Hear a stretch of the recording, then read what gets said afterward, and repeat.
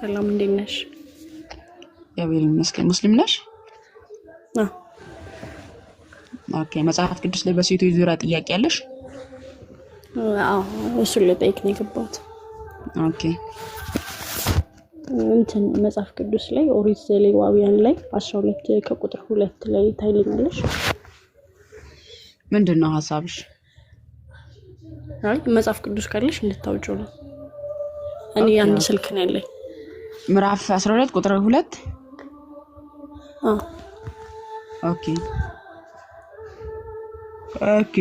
ለእስራኤል ልጆች እንዲህ ብለህ ንገራቸው፣ ሴት ብታረግዝ ወንድ ልጅን ብትወልድ 7 ቀን ያህል የረከሰች ናት። እንግዲህ እንደ ሕመሟ መርገም ወራት ትረክሳለች አለ። እሺ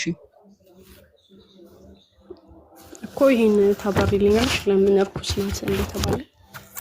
ኦኬ ሴት ልጅ ብቻ አይደለም ባይዘው ወንዱንም ነው። ወንድ ልጅ የዘር ፈሳሽ ካለበት ወደ መቅደስ እንዳይቀርብና እርኩስ እንደሆነ እዛው ቁጥር ምዕራፍ 13 ላይ ይናገራል፣ 15 ላይ ይናገራል። ሴቷን ብቻ አይደለም። ለምንድን ነው ከተባለ አንደኛ ነገር የወር አበባ እንደ መርገም ተብሎ ነው የሚታየው በብሉይ ኪዳን ማለት ነው። በዚህ ሰዓት ደግሞ እቺ ሴት ንጹህ አይደለችም። ንጹህ ካልሆነች ደግሞ የተቀደሰን ነገር አትነካም ወይም ደግሞ የቆሸሸ ነገር ላይ ነች ማለት ነው። ስለዚህ ምንም ነገርን እንዳይነካት እስክትቀደስ ድረስ ወደ ቤተ መቅደስ የተቀደሰውን ነገር አትንካ ነው። ምናልባት ሴቷን ብቻ ነው እያለ ያለው ብለሽ አስበሽ ከሆነ ነው እዛው ምዕራፍ 15 ላይ ወንዱም የዘር ፈሳሽ ካለበት እሱም የረከሰ ነው፣ የተቀደሰ ነገርን እንዳይነካ ይላል።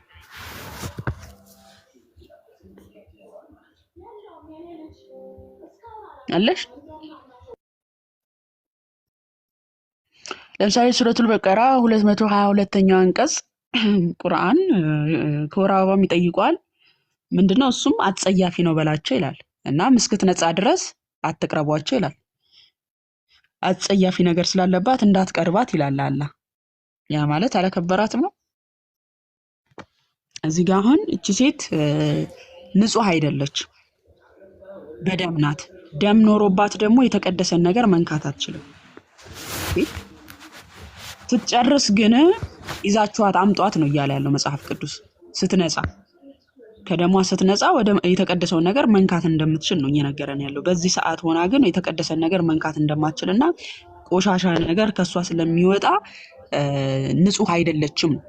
ወንዱም ደግሞ ይኸውልሽ ላሳይሽ፣ ምናልባት እሷን ብቻ ነው የሚለው ነገር እንዳያስይዝሽ ምን ይላል መሰለሽ? ለእስራኤል ልጆች እንዲህ ብለህ ንገራቸው፣ ማንም ሰው አለ፣ ማንም ሴትም ወንድ ማለት ነው፣ ማንም ከስጋው ፈሳሽ ነገር ቢወጣ ስለሚፈሰው ነገር እርኩስ ነው አለ። ማንም ብሎ ሴቱንም ወንዱንም ነው ያጠቃለለው። ከዛ ወንዱንም ሴቱንም እንደጠቀሰ ደግሞ አሳይሻለሁ። ስለሚፈሰው ነገር እርኩስነቱ ይሄ ነው። ፈሳሹ ነገር ከስጋው ቢፈስ ወይም ከመፍሰሱ ቢቆም እርኩስ መሆኑ ነው።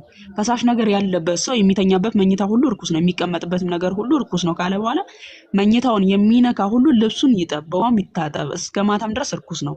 ፈሳሽ ነገር ያለበት ሰው ያለባት እያለ እሷን ብቻ አይደለም ያለበት ሰው ወንዱንም እያጠቃለለ ማለት ነው። ያለበት ሰው በተቀመጠበት ነገር ላይ የሚቀመጥበት ሰው ልብሱን ይጠብ፣ በውሃም ይታጠብ፣ እስከ ማታም ድረስ እርኩስ ነው።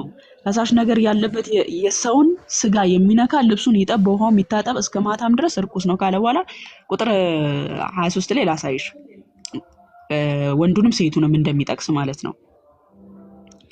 ምን ይላል መሰለሽ? ኦኬ እስራኤል ልጆች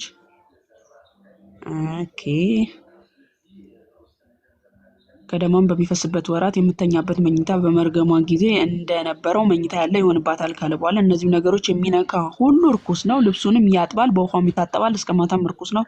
ከፈሳሿም ብትነጻ 7 ቀን ትጠቁራለች፣ ከዚያም በኋላ ንጹህ ትሆናለች።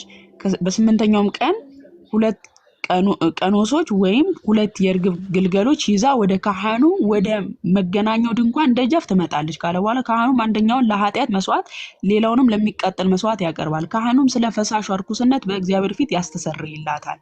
ካህኑም አንደኛውን ያስተሰርይላታል፣ እንዲሁም በእነርሱ መካከል ያለችውን ማደሪያዬን ባረከሱ ጊዜ በርኩስነታቸው እንዳይሞቱ የእስራኤል ልጆች ከርኩስነታቸው ያላቸው ፈሳሽ ነገር ያለበት ሰው ይረክስ ዘንድ ዘሩ ለሚወጣበት ሰው በመርገሟም ለታመመች ፈሳሽም ነገር ላለባቸው ለወንድም ለሴትም የረከሰችን ነገር ለሚገናኝ ሰው ሕጉ ይህ ነው አለ። ለሴት ብቻ ሳይሆን ለወንድም ፈሳሽ ነገርን ላለባቸው ለወንድም ለሴትም ህጉ ይሄ ነው። ስለዚህ ሴቷን ብቻ አይደለም። ይሄ ደግሞ እርኩስ ነች ሲባል ይሄ እንደ ሰይጣን ምናምን ሳይሆን እርኩስ ይሄ የቆሸሸ ነገር ስላለ ማለት ነው። ስለዚህ ያ ነገር ካለ ደግሞ የተቀደሰን ነገር መንካት አትችልም።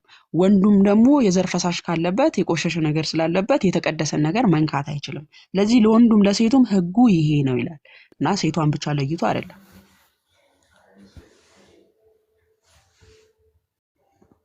አለሽ እህታችን? አለው እየሰማሁ ነው። ማለት የተቀደሰ ቦታ ነው አይደል ያልሽኝ እንጂ ለምሳሌ ቤተክርስቲያን ሄዳ እንትን ማለት አትችልም ማለት ነው። የተቀደሰ ቦታ ላይ የተቀደሰን ነገር መንካት አትችልም።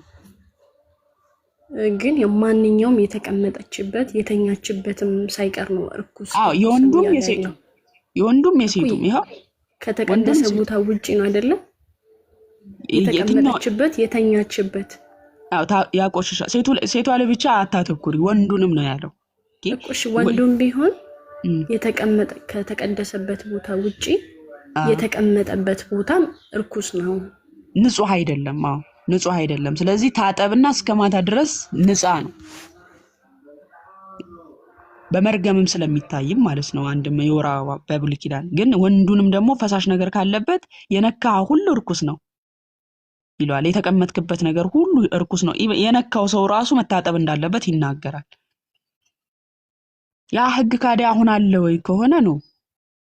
አሁን በእኛ ህግ ለምሳሌ ሴት ልጅ የነካችው ሁሉ እርኩስ ነው፣ የነካችው ሁሉ ቆሻሻ የሚባል ነገር የለም። ምክንያቱም በብሉይ ኪዳን ከመርገም አንጻር ነው።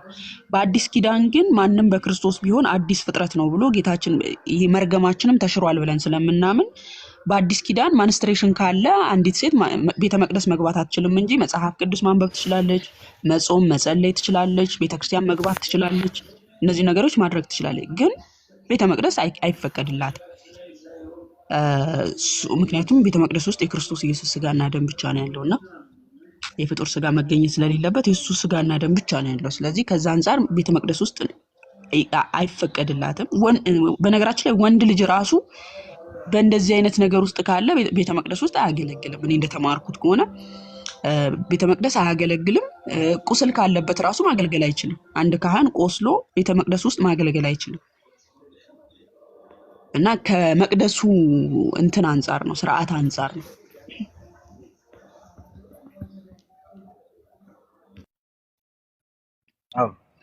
ትክክል ነው። ይሄ ነው መልሱ። አሁን እንድትረጅ የሚፈለገው ነገር መሰለሽ፣ ከተፈጥሮ አንጻር ሴት ልጅ በተፈጥሮዋ እርክስና ወይም ደግሞ ክፋት የለባትም።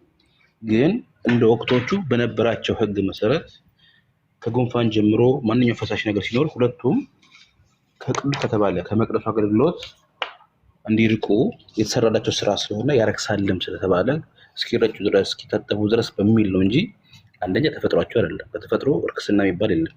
ሲጀመሩም ተጣሞ ተፈጥረው የሚለው አይነትም አይደለም ነው የማማዬን ሀሳብ በደንብ ተረዳሽ። ስለዚህ ደም ፈሳሽ ነገር ነፍጥም ቢሆን ሲኖር የርጭት ስርዓት አለ፣ የመንጻት ስርዓት አለ። ያን የመንጻት ስርዓት እንዲያደርጉ ስለዚህ ግን እንዳልነጹ ያሳያል። ስለዚህ ሴት ልጅ ከወለደች በኋላ እስከ 7 ቀን የተለያየ ደም ስለሚፈሳት ባለችበት ቦታ ያን ስርዓት እስክጨርስ ድረስ እስክትረጭ ድረስ ትቀመጥ ነው። ስለዚህ የሙሴ ህግ ነው፣ የስርዓት ነው። ይሄ ግን ቶታሊ በአዲስ ኪዳን አለ ወይ ብትይኝ ደግሞ የለም። ይሄ የሙሴን ህግ ነው፣ ግን ደግሞ ወቅታዊ ነው፣ ጊዜያዊ ነው። የተረዳሻት ነው ቅድም ሳበራርሽ የነበረው ደስ የሚል አገላለጽ ስለገለጸችልሽ ነው። ስለዚህ ወቅታዊ ነው፣ ተፈጥሯዊ ነው፣ ግን ደግሞ ከመቅደሱ አገልግሎት ከቅድስና ቦታ አንጻር የተነሳ ነው። ግልጽ ነው። ሁለት ቢራቢሮች ያ ግልጽ ነው። ግን ሁለት ቢራቢሮች እንበልሽ እህታችን። ግን አሁን ለምሳሌ በእኛ አሁን እንዳልኩሽ በቤተክርስቲያን መጽሐፍ ቅዱስ መያዝ ይቻላል፣ እንትን ማለት ይቻላል። ምንድነው መጾም ትችላለች፣ ቤተ መቅደስ መግባት ትችላለች ምናምን። በእስልምና ማንስትሬሽን ላይ ሆና ቁርአን መንካት፣ መቅራት፣ መጾም ምናምን ትችላለች? አይ አትችልም። ያ በእኛ ይቻላል። አሁን ለምሳሌ ሲቀጥል ደግሞ አንዲት ለምሳሌ ሱረቱል በቀራ 222ኛውን አንቀጽ አይተሽዋል። ከወር አበባም ይጠይቀዋል፣ እርሱም አጸያፊ ነው በላቸው እስኪነጹ ድረስ አትቅረቧቸው ይላል። አጸያፊ ነው የሚለው ምኑን ነው? ያው የወር አበባውን ደም ያ ከዛ ነገር ሲነጹ ግን ቅረቧቸው ነው። እዛ ነገር ላይ ሆነው ግን እንዳትቀርቧቸው ነው እያለ ያለው አይደል? እም፣ ነው። አሁን እንድትረጅ የምፈልገው ልክ እንደዚሁ እርኩስ ናቸው ሲል እኛን እየሰደበ ወይም ደግሞ እኛን እያጥላላ ሳይሆን ከኛ የሚወጣው ያ ማንስትሬሽኑ ልክ ቆሻሻ እንዳለው ቁርአኑ ወራዋም ይጠይቀዋል እርሱም አጸያፊ ነው ብሎ ቆሻሻነቱን እንደገለጸው ሁሉ ያንን ለመግለጽ እንጂ ሴቶችን ወይም የሴትን ባህሪ ለመግለጽ አይደለም። ገብቶሻል? እሺ አሁን ማለት ነው መጾም መጽሐፍ ቅዱስ መንካት ይቻላል ብለሽኛል መጽሐፍ አይደለ? ቅዱስ መንካት ትችላለች፣ መጸለይ ትችላለች፣ መጾም ትችላለች፣ ቤተክርስቲያን መሄድ ትችላለች። ቤተ መቅደስና መጠመቅ አትችልም አይደል መምህር? ይሄ ስርዓት ወደ መምህር ላስተላልፈ መጠመቅ ላይ በቃ የመቅደስ አገልግሎት ውስጥ አትሳተፍም፣ ወደ መቅደስ አትገባም። እቺም ለተወሰነ ጊዜ ብቻ ነው፣ ምናልባት አንድ ሳምንት ማለት ነው። ይሄ ከመቅደሱ ክብር የተነሳ ነው። ምክንያቱም ማንኛውም ጠብታ መቅደሱ አካባቢ መሆኑ ስለሌለበት እንጂ እርኩስ ስለሆነች አይደለም። ግን የግሏን ኢቭን ቤተክርስቲያን ግቢ ውስጥ 40 ክንድ ርቃ መጸለይ ትችላለች፣ መዘመር ትችላለች፣ መጽሐፍ ቅዱስ ማንበብ ትችላለች።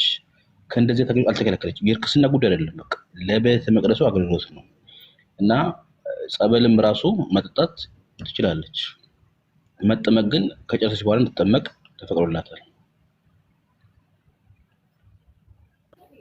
አጎቴ እንደምን አሉ? ክቡርነቶ ሰላም ብያለሁ። ሁላችንም ሰላም ብያለሁ። ሰላም ብያለሁ። መምህር ሀላቲኖ እንዴት አሉ? እግዚአብሔር ይመስገን አለን። አክስቴዋ ብዙዬ፣ ድሬ ናቱ፣ ሁላችሁንም ሰላም ብያለሁኝ። እግዚአብሔር ይመስገን አጎቴ፣ እንዴት ነህ? እሺ ቀጥይ እህታችን። እሺ አሁን እዚህ ጋር ትንሽ ግር ያለኝ ነገር እንትን ልበልሽና የነካችው ነገር በሙሉ እርኩስ ነው እየተባለ ነውና መጽሐፍ ቅዱስ መያዝ የምትችል ከሆነ መጽሐፍ ቅዱስ ያው በእናንተ ሐሳቢ የፈጣሪ ቃል ነው አይደለ? የተቀደሰ ማለት ነው። አሁን እኮ ማማዬ አሁን ግልጽ ያልሆነላት ነገር ይመስለኛል። የኦሪቱና የአዲስ ኪዳኑ የተወሰነ የኦሪቱ አሁን ያለን የኦሪቱን ይዛ መጣ እዚህ በአዲስ ኪዳን እያየች ያለችው እሱን አብራራላት። የኦሪቱ ሕግ አሁን ላይ የለም። ገብቶሻል? አሁን እያልኩ ያለሁት ኦኬ ልትይ የፈለግሽው ምንድን ነው? መጽሐፍ ቅዱስ ያው የፈጣሪ ቃል እንደሆነ ነው የምታምኑት አይደለ? እሱ ደግሞ ቅዱስ እስከሆነ የነካችሁ በሙሉ እርኩስ ነው እያለ እንዴት ነው መጽሐፍ ቅዱስ እየነካች እርኩስ በዛ በኩልም እርኩስንም እያለ ነው ያለው? ገብቶሻል? ኦኬ በመጀመሪያ ደረጃ ይሄ ሕጉ ለእስራኤላውያን የወጣ ሕግ ነው። ለእስራኤላውያን እንዲህ ብለህ ንገራቸው እያለ ነው የሚናገረው። እስራኤላውያን በቤተ መቅደስ ውስጥ የሚያካሂዱት ስርዓትና ሕግ ነው። ገብቶሻል አይደል? ሙሴ ያወጣላቸው ሕግና ስርዓት ማለት ነው። ሴት ልጅ ምን አይነት ንጽህና ላይ ስትሆን ወደ ቤተ መቅደስ መምጣት እንዳለባትና በዛ ነገር ላይ ስትሆን ይሄ አጸያፍ የተባለው በእናንተ በቁርአናችሁ ላይ በዛ ነገር ላይ ስትሆን ምን መቅረብ እንዳለባትና በምን ሰዓት መንጻት እንዳለባት ያወጣላቸው ሕግና ስርዓት ነው። ከምን አንጻር? ከቤተ መቅደሱ ስርዓት አንጻርና ከህዝቦቹ ስርዓት አንጻር ለሰዎቹ ያወጣላቸው ሕግና ስርዓት። ያ ነገር አሁን አለ ወይ ከሆነ አሁን ላይ የለም ሲጀመር። ሁለተኛ ቆሮንቶስ ምዕራፍ 5:16 ላይ ማንም በክርስቶስ ቢሆን አዲስ ፍጥረት ነው። አንደኛ ማንስትሬሽን በብሉይ ኪዳን እንደ መርገም ነው የሚታየው በራሱ እንደ መርገም ተብሎ ስለሚቆጠር፣ አሁን ላይ ግን ያ መርገም ተሽሯል። ለዛ ነው ቅዱስ ጳውሎስ በኤፌሶን መልእክቱ ምዕራፍ 4 ቁጥር 23 ጀምሮ አሮጌው ማንነት አስወግዳችሁ አዲሱን ማንነት ልበሱ ይላል። ያ አሮጌው በመርገም ውስጥ የነበሩ ሰዎች እሱን ማንነት አስወግዱት፣ አዲሱን በእግዚአብሔር አምሳልና ቅድስና የተፈጠረውን አዲሱን ሰው ልበሱት ይለናል። ኦኬ የምህረት ዘመን ሆነናል፣ ወደ ምህረት ዘመን ተሻግረናል፣ ወይም ደግሞ በክርስቶስ ኢየሱስ አዲስ ፍጥረት ሆነናል። መርገም የሚባል ነገር የለብንም። አሁን ማንስትሬሽን እንዴት ነው የሚታየው ከተባለ ኖርማል ካፍንጫችን የሚወጣ እንዴት ነው ቆሻሻ እንደዛ ተደርጎ ነው የሚታየው እንጂ መርገም ተብሎ አይታይም። ኦኬ ስለዚህ ያ ሕግና ስርዓት አሁን የለም። በአዲስ ኪዳን የነካችሁ ሁሉ ርኩስ ነው፣ ቤተ መቅደስ መግባት አትችልም፣ ይሄንን መንካት አንችልም ምናምን የሚባል ነገር የለም። አሁን በአዲስ ኪዳን እያልንሽ ያለነው እኮ የምትከለከለው ቤተ መቅደስ ውስጥ መግባት ብቻ ነው። ጸበል መጠጣት ትችላለች፣ ቤተ ክርስቲያን መሄድ ትችላለች፣ መጽሐፍትን መንካት ትችላለች፣ ኦኬ መጾም ትችላለች። እነዚህን ነገሮች ትችላለች። ለምን? መርገም ተብሎ አይታሰብም። ኖርማል ይሄ እንትን ከአፍንጫችን የሚወጣ አይነት ቆሻሻ ነው ተብሎ ነው የሚታመነው እንጂ መርገም ተብሎ አይታመንም። ያ ሕግ ለእስራኤላውያን የወጣ ሕግና ስርዓት ነው እህታችን።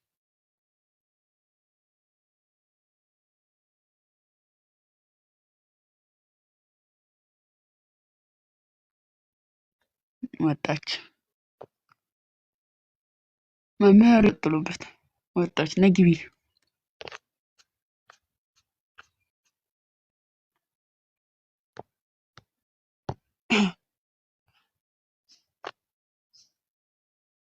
አጎቴ ያለ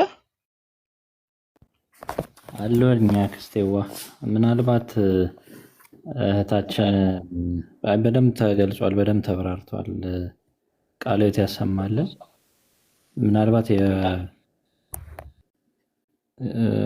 ያስተጋባል እንደ ድምጼ አያስተጋባም ነው። እሺ፣ ወደ ቆሮንቶስ ሰዎች የቅዱስ ጳውሎስ መልእክት ላይ አንድ ፖይንት ባነሳላት ብዬ ነው። በግልጽ እንግዲህ ክርስቶስ እርኩሰታችንን ሁሉ እንዳስወገደ በግልጽ ተናግሯል። አይ ሌላ እዚያ ቤት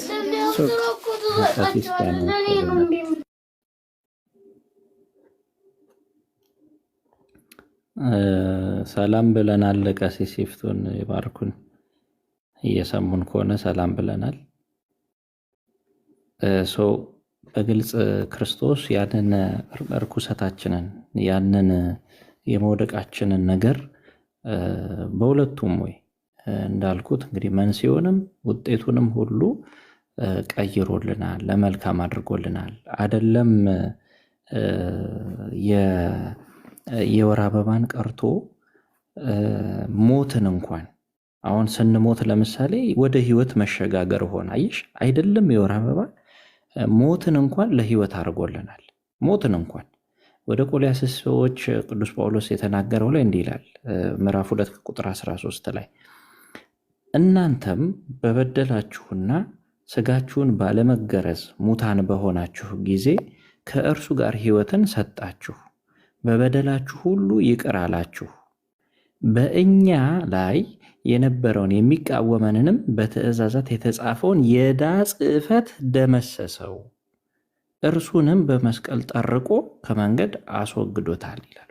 ይሄ የዕዳ ጽሕፈት ያ ማለት አዳም ገብሩ ለዲያብሎስ ሔዋን አመታ ለዲያብሎስ የሚለውን ጨምሮ ሌሎቹንም የዕዳ መሆናቸው ቀርቶ ጠባሳ የሌለው ማከምን ጠባሳ የሌለው ድህነትን ሰጥቶናል ማለት ነው። ስለዚህ አይደለም መገረዝ መገረዝ አሁን ባህል ስለሆነ እንጂ ለመዳን አይደለም የምንገረዘው። ጥምቀት ነው ስርዓታችን፣ ወይም ደግሞ ልማድ ስላለን የአይሁድንም በአይሁድ ጊዜ በእግዚአብሔር አምልኮ የነበርን ህዝቦች ስለሆንን ያንንም ስርዓት እንፈጽማለን። ለስጋችንም የሚስማማ ስለሆነ ሸለፈትን ማስወገድ ተገቢም ስለሆነ እናደርጋለን፣ ለወንዶች ማለት ነው። ያ ቀርቶ የወር አበባ ቀርቶ ሌላው ቀርቶ ሞት እንኳን ለህይወት ሆኗል፣ ተቀይሯል ማለት ነው። በሐዲስ ኪዳን ለህይወት ወደ ህይወት የምንሸጋገርበት ሆኖልናል። በአጭሩ ችን ለመጨመር ማክስት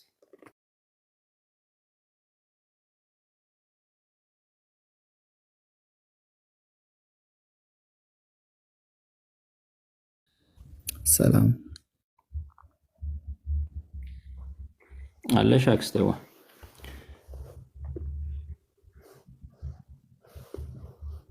እሺ ሰላም፣ እንዴት ነህ አቡ?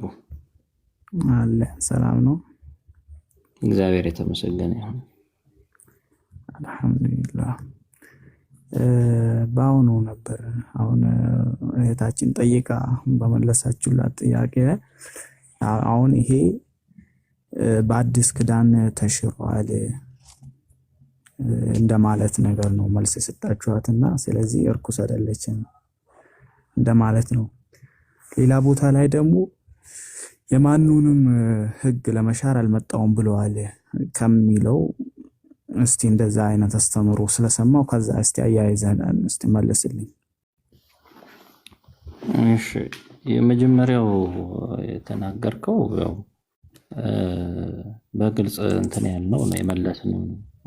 ቀድሞ የርኩሰት መገለጫ ነበር፣ ምልክት ነበር፣ ምልክት ተደርጎ ነው የተሰጠው። ያ ማለት ራሱ ርኩሰት ነው ማለት አይደለም። ርኩስ ተብሎ የተገለጸው አደፍ ከሚለው አንጻር ነው። ራሱ ኃጢአት ነው ማለት አይደለም። ኃጢአታችንን የምናስብበት ምልክት ሆነ ማለት ነው። ምልክት ሆነ። በዚህ ደረጃ ነው። እርኩስ ተብሎ የተገለጸው ግን ከአደፍ አንጻር ነው ማለት ነው። ሁለተኛው ላይ ስንሄድ ህግና ህግ ልሽር አልመጣውም ብሏል አልክ። ታዲያ ህግና ዕዳ በደልን የኃጢአት ውጤትን ምን አገናኘው? ህግና ነቢያትን ልሽር አልመጣውም ነው ያለው። ስለዚህ ህግና ነቢያትን አልሻረም። ቆይ ልጨርስልህና ትጠይቃለህ።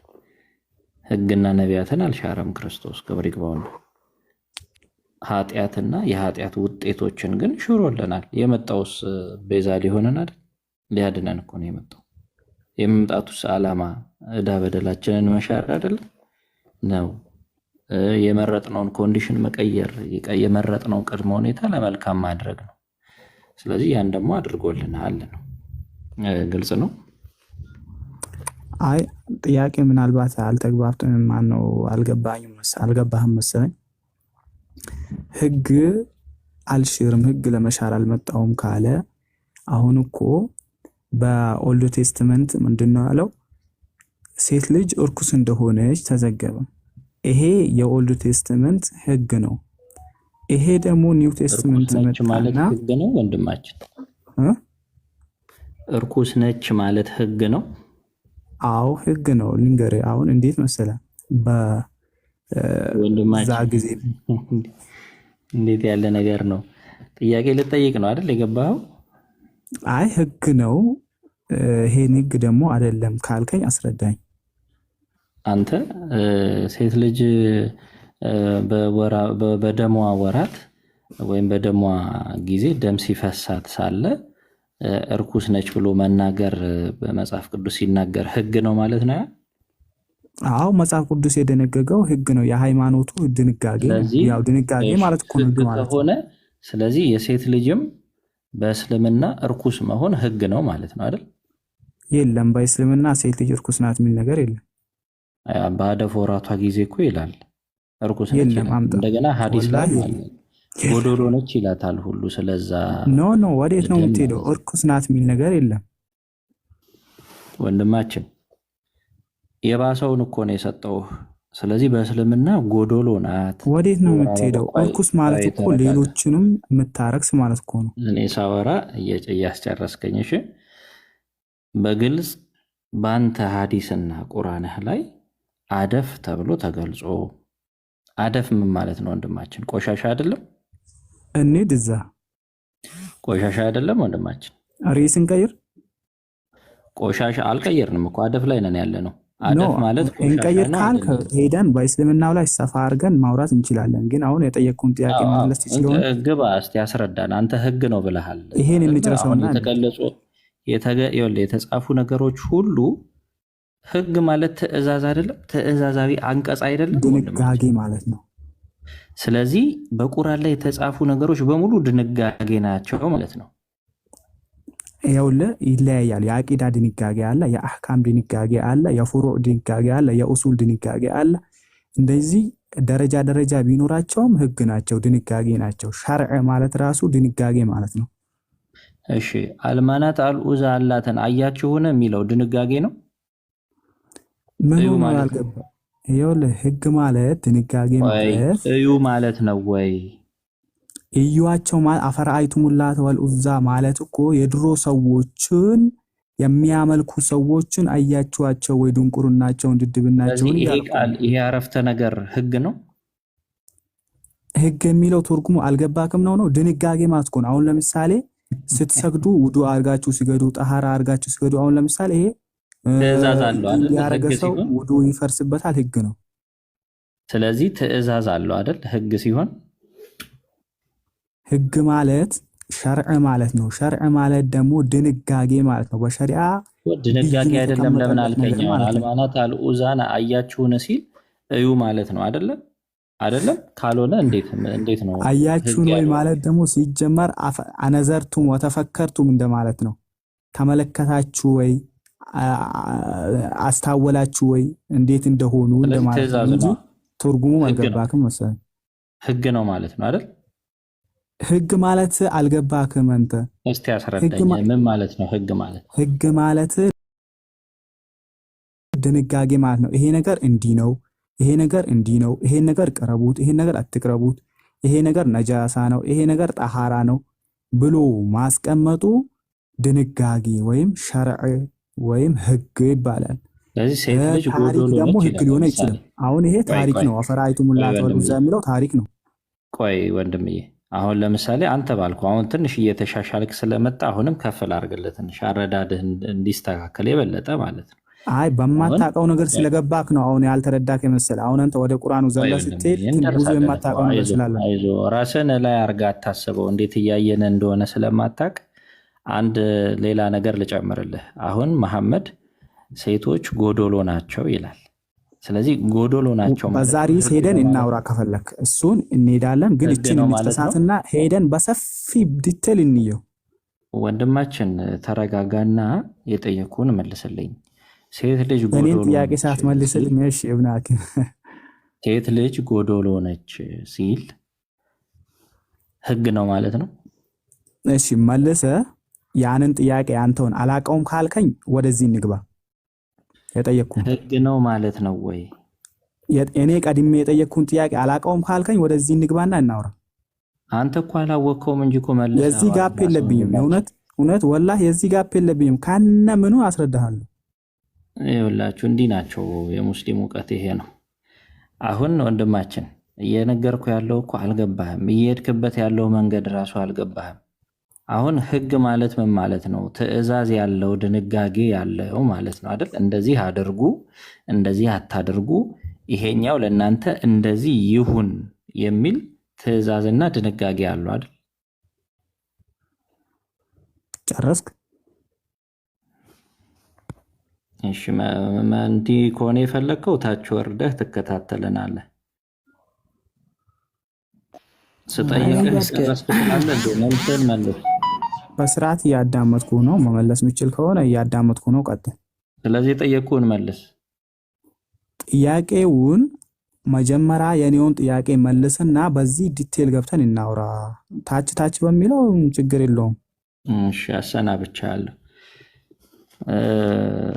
ትንሽ አረዳዱ ያላችሁ ሰዎች በተገቡ መልካም ነው። ትንሽ እንኳን ለመወያየት አረዳዱ ያላችሁ ሰዎች ማለት ነው። አሁን ህግ ማለትን እንኳን ያለየ ሰው አንድን አረፍተ ነገር አውጥቶ ይሄ ህግ ነው ይላል ማለት ነው። አሁን ታሪክን ህግ አድርጎ ማምጣት ምን አስፈለገ? የሆነ ገለጻን ህግ ነው ተብሎ ይባላል ይባላል? ጋይስ እንዴት ነው ነገር? አሁን እግዚአብሔር ሰማይና ምድርን ፈጠረ ይላል መጽሐፍ ቅዱስ ላይ። ተመልከቱ፣ እግዚአብሔር ሰማይና ምድርን ፈጠረ ማለት ህግ ነው? እግዚአብሔር ሰማይና ምድርን ፈጠረ ህግ ነው? ምን ተብሎ ነው የሚወሰደው ይሄው? ስለዚህ በመጽሐፍ ቅዱስ የተጻፈ ነገር ሁሉ ህግ እኮ ነው፣ ህግና ነቢያትን ልሽር አልመጣሁም ተብሏል ይባላል? ምን አይነት ጭንቅላት ነው? ምን አይነት ጭንቅላት ነው ወንድማችን? እና የተጻፈ ነገር ሁሉ ህግ አለ። አንተ እኮ አላወቅከውም እንጂ በራስህ መጽሐፍ መልሰኸዋል። ስለዚህ አላት አልማናትና አልዑዛን እዩዋቸው፣ ተመልከቷቸው ማለት ህግ ነው አይደለም? እንደሱ አባባል ጋይስ፣ አሁን እንደሱ አባባል እኮ አያችሁን ማለት ወይም እዩዋቸው፣ ተፍሲሩ ላይ ብትሄዱ እዩዋቸው ተብሎ ነው የተቀመጠው። ስለዚህ ጣዖታትን ተመልከቱ ማለት ነው እንደ ቁርአኑ ስንሄድ ህግ ያልሆነን ነገር ህግ ነው። አንድ አረፍተ ነገርን ይዞ ህግ ነው። ለዚህኛው ትንሽ ሂውመርም ማስተዋልም ስለሌለው ለእንደዚህ አይነት ጥያቄዎች መልስ አንሰጥም። የተወሰነ ማገናዘብ የምትችሉ ሰዎች ትንሽ ከፍ አድርጋችሁ ጥያቄያችሁን አቅርቡ። ሌላ ጥያቄ ያላችሁ ቀጥሉ። አክስቴ ተመልሰሻል አለውና ምን ብሎ ጻፈ ኮሜንት ላይ? ሴትን ልጅ እርኩስ እያላችሁ ወንድን እንደሚል አላነበበውም ወይስ ምን ሆኖ ነው ልጁ? አይ ትንሽ እንትን አለበት ልጁ። አሁን እኮ ሴት ልጅ ሴት በወር አበባ ጊዜ ወይም ደሟን በምታይበት ደም በሚፈሳት ጊዜ እርኩስ ነች የሚለውን ህግ ነው አለን ወንድማችን። የሙስሊሞች አውራ ቁንጮ ብያለሁ አንተ ነው። የሙስሊሞች ቁንጮ ነህ። በዚህ ጭንቅላትማ ቁንጮ ነህ። ኦኬ ሌላ ሰው ላስገባ ቆይ።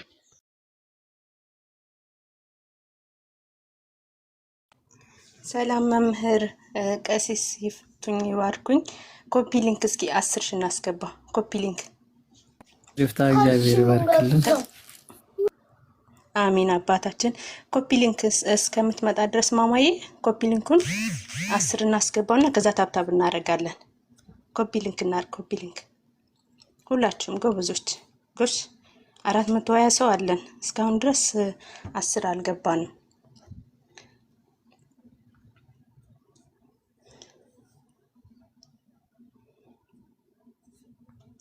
ኮፒ ሊንክ ትንሽ ነው የቀረን። ሶስት ምናምን ነው የቀረን።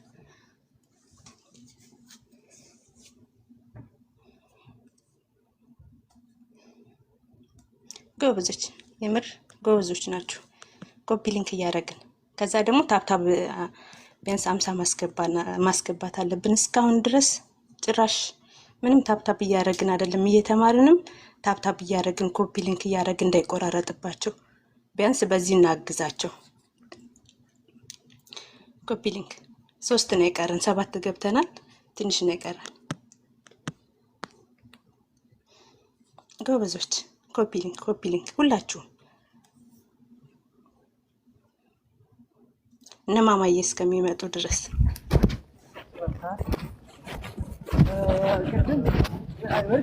ኮፒ ሊንክ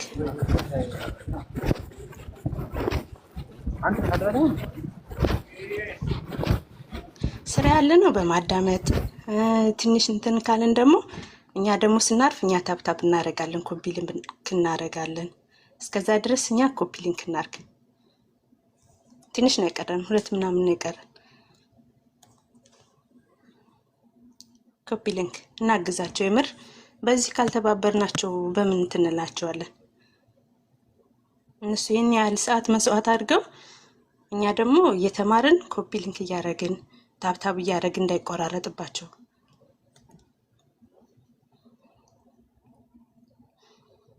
ኮፒ ሊንክ ጎሽ 2 ነው የቀረን ጎበዞች።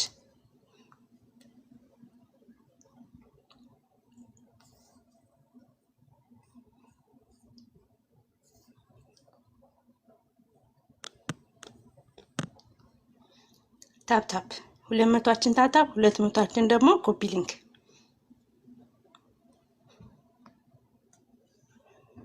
ጎበዞች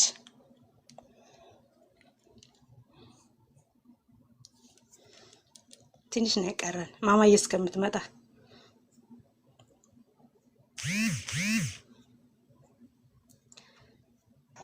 እናመሰግናለን ብዙዬ፣ እግዚአብሔር ያክብረልን። እሺ ክርስቲያን ሆናችሁም ጥያቄ ያላችሁ መግባት ትችላላችሁ። መምህራን እዚህ ስላሉ አባታችን ይፍቱኝ ይባርኩን። ቅድም የሉም ነበር። ቀሲስ እግዚአብሔር ይባርክ። እህታችን ሰላም ናችሁ? መምህር አላትዮን አብናክም ብዙዬ ከላይም ከታችም ያላችሁ እስከ ሞት ድረስና እስከ ባፈቀረን በኢየሱስ ክርስቶስ ፍጹም ሰላምታ እንደምን አደራችሁ እላለሁኝ። ሰላም ለእናንተ ይሁን።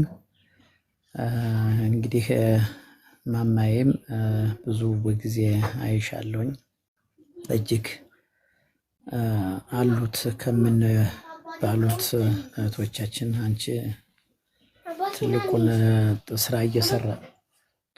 ስራ እየሰራች ስለሆነ እጅግ በጣም ደስተኛ ነን። በምታረጊውም ነገር ደግሞ እግዚአብሔር ዋጋ ከፋይ ነው። እግዚአብሔር ደግሞ ዋጋሽን እንደሚከፍልሽ ባለ 100% ነን። እንደገና ደግሞ ያላወቁትን እንዲያውቁ በማድረግ ጥረት እያደረግሽ ነው እና በትክክል ይህን ነገር እያደረግሽ ስለሆነ እግዚአብሔር ደግሞ ዋጋ ከፋይ ነው። ለዚህ ሁሉ እጥፍ ድርብ አድርጎ ይከፍልሻል። መምህሮቻችንን እግዚአብሔር ይባርካችሁ።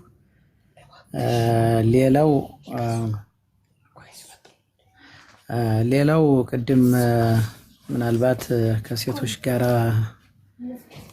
የሴት ልጅ ክብር በሚለው እንደ ኦርቶዶክስ እምነት ተከታይነት እንደ ቤተክርስቲያናችን ሕግም የሴት ልጅ ክብር በጣም እጅግ ረቀቅ ያለና ከፍ ያለ ነው። በአሁኑ እንዲሁም ከሔዋን ጀምሮ እስካሁን ባለው እስከ እመቤታችን ድረስ ባሉት የሴት ልጅ ክብር ከፍ ያለ ነው በእኛ እንደ መጽሐፍ ቅዱሳችን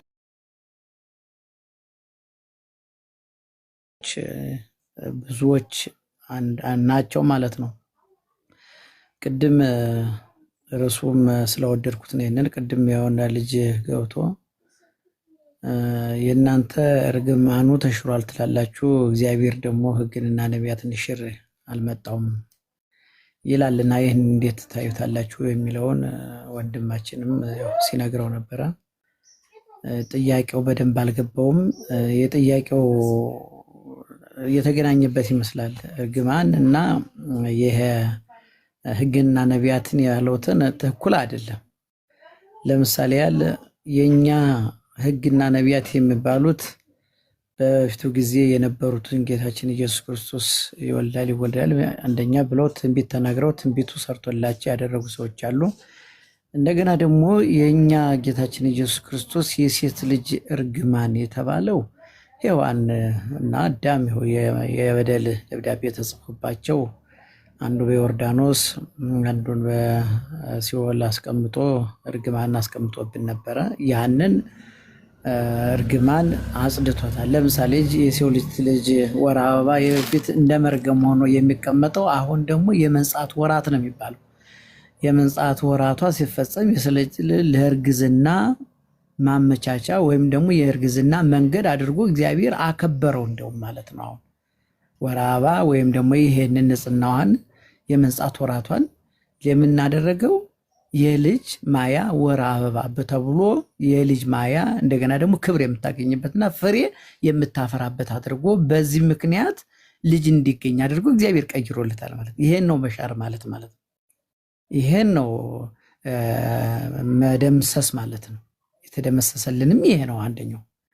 ስለዚህ የሴት ልጆች በእነዚህ ምክንያቶች ከቤተ ክርስቲያን ሕግ አንጻር ስናየው ደግሞ ምን ይከለከላሉ? ቅድም ስትነጋገሩት ነበር። በትክክል የተገለጸ ነገር አለ።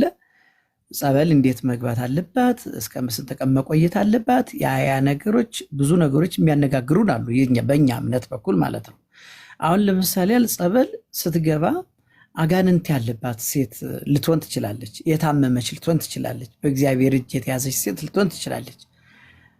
አጅሬ ደግሞ ምን ያደርጋል? አሁን በብዙ ጊዜ ጸበል ይገቡና በታመሙ ጊዜ በመሀል አቋርጦ ምን ይመጣባቸው? ወር አበባ ይመጣባቸው። የሚገርማችሁ ነገር ማለት ያን ጊዜ ምንድን ነው የምናደርገው እኛ?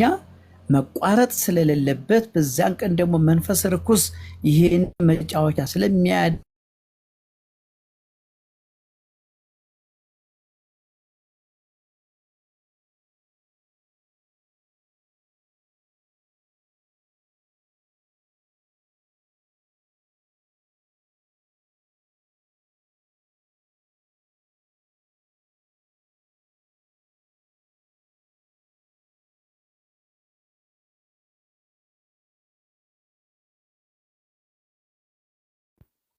ይሰማችኋል ጋይስ? ከእኔ ነው የተቋረጠው እስከሳቸው ነው? ነው እንዴ የተቋረጠው? ተቋርጠዋል። እሳቸው ወጥተዋል። አሁን እምነ ሐኪምዬ መምህር ሌሎቻችሁ እንኳን አብረን ነበርን። እንዴት ነህ? እግዚአብሔር ይመስገን። ሳታማክር ወደ ጎረቤት ሀገር ወጥተሃል አሉ። እንዴት ነው ነገሩ? እኛ ሳናውቀው እኮ ገርሞኛል። እኔ አንድ ወር ብንጠፋ ሹልክ።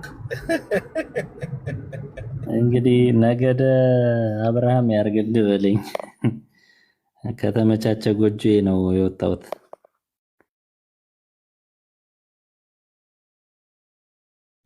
የአብርሃም ቤት ያርገው። አሜን አሜን አሜን።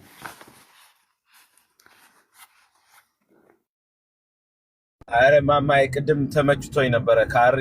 ከአሬዲ ጋር ማውራት ስላልቻልኩ ነው ሰው ስለነበረብኝና የሊጧ ጉዳይ ተመችታኛለች። ስስቅ ነበረ ለብቻዬ። እንደው ከጎኔ ሆነው ምን ሆነ ነው የምትስቀው ሲሉኝ ነበረ እና በጣም ስስቅ ነበረ። ተመችታኛለች ሊጧ። በስመ አብ ትገርማለች ግን በምን እንደምትተረጉመው።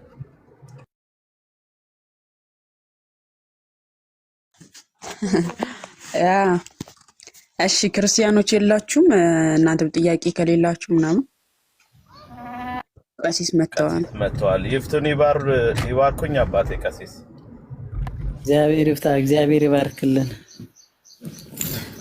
ስልክ ገብቶብኝ አቋረጠኝ፣ ይቅርታ። እንግዲህ ችግር የለም አባታችን። ቀደም አልሰሙኝም። ይፍቱኝ ይባርኩኝ አባቴ። እግዚአብሔር ይፍታ፣ እግዚአብሔር ይባርክልን። እሺ ልቀጥል የጀመርኩትን አይደል? ከተፈቀደልኝ እኛም እኮ ብለናል። ያው ይባርኩን ይፍቱን ነው አይደል? ትክክለኛው ቡራክ አላችሁ። ደህና ነህ አይደል? ይባርኩን ይፍቱን ብለናል። እግዚአብሔር ይፍታ፣ እግዚአብሔር ይባርክልን። እዚያ እንተኔ ጋራ እንገናኛለን። አዎ ይቀጥሉ። ግሩም ነው፣ ግሩም ነው። ይቀጥሉ። እሺ ስለዚህ ልቀጥል። ያው ጸበል ሲገቡ እህቶቻችን ያንን ነገር በመሀል አቋርጦ የመጣባቸዋል። የአጋንንት ነገር ደግሞ በዚህ ምክንያት እነሱ እንዳይድኑ ከበሽታቸው እንዳይገላገሉ ከበሽታቸው እንዳይድኑ የማድረግ ስራውን ለመስራት እሱ የራሱን ጥረት እያደረገም ስለሚሆን እኛ ደግሞ አባቶች ደግሞ ምን ያደርጋሉ? ከቀኖና ቤተክርስቲያን ጋር የተያዘ ነው። ይሄኛውን ወደ ውጭ አውጥተው በጀሪካን አድርገው ያጠምቋቸዋል ማለት ነው። ስለዚህ ያ የእርግማን ምልክት የተባለው ያሆኑ ደግሞ የምንድነው የመንጻት ወራትና የመንጻት ጊዜ ስለመፈጸሚያ ስለሆነ ማለት ነው። ሌላው ጸሎትን አይከለክልም። ጸሎት መጸለይ ይቻላል። እንደገና ደግሞ ከቤተ ክርስቲያንም የሚከለክልበት ጊዜ ሚወታ አድርጊ ከቤተ ክርስቲያን የሚከለክለን ከምንድነው 40 ክንድ ይላል። አሁን ለምሳሌ ያል ከዛ ባለፈ ግን ጸሎት፣ ቤት ውስጥ ጸሎት፣ የቤተ ክርስቲያን ጸሎት ስጋው ደግሞ ብቻ መቅረብና ቤተ ክርስቲያን ውስጥ ገብቶ የማስቀደሱ ነው እንጂ የሚከለክለው ቃል እግዚአብሔር የመስማት ቃል እግዚአብሔር የማዳማጥ የመማር ሁሉን የማድረግ የመጸለይ ነገር ይቻላል። ወር አበባ ለምን ያ የእርግማኑ ምልክት ሳይሆን አሁን እኮ ብዙ ጊዜ የሚገርማችሁ ነገር አሁን እነሱ ይህንን እንደ እርግማን አድርገው ነው የሚቆጥሩት ማለት ነው። ያ የእርግማናችን ተፈጽሞልናል። አሁኑ የእርግማን ሳይሆን እኛ ለራሳችን ንጽህና ስለመሆን ነው ራሳችን የምንጠነቀቅለት። ለምን ፈሳሽ ነገር ስለሚኖር ከዚያ ለመቆጠብና ከዚያ ጋራ ያለውን ነገር ከራሳችን አንፃር ያንን ደም እያየን ከመግባት ተከልክለን በውጭ ሆነን ስለማስቀደስ ነው እንጂ ያን ብዙ ነገሮች ኃጢአት ሆኖ አይደለም ለማለት ፈልጌ ነው። ሌላው ቅድም ነቢያትና ሕግን ሊሽር ያመጣው ይሄ ሕግ አይደለም።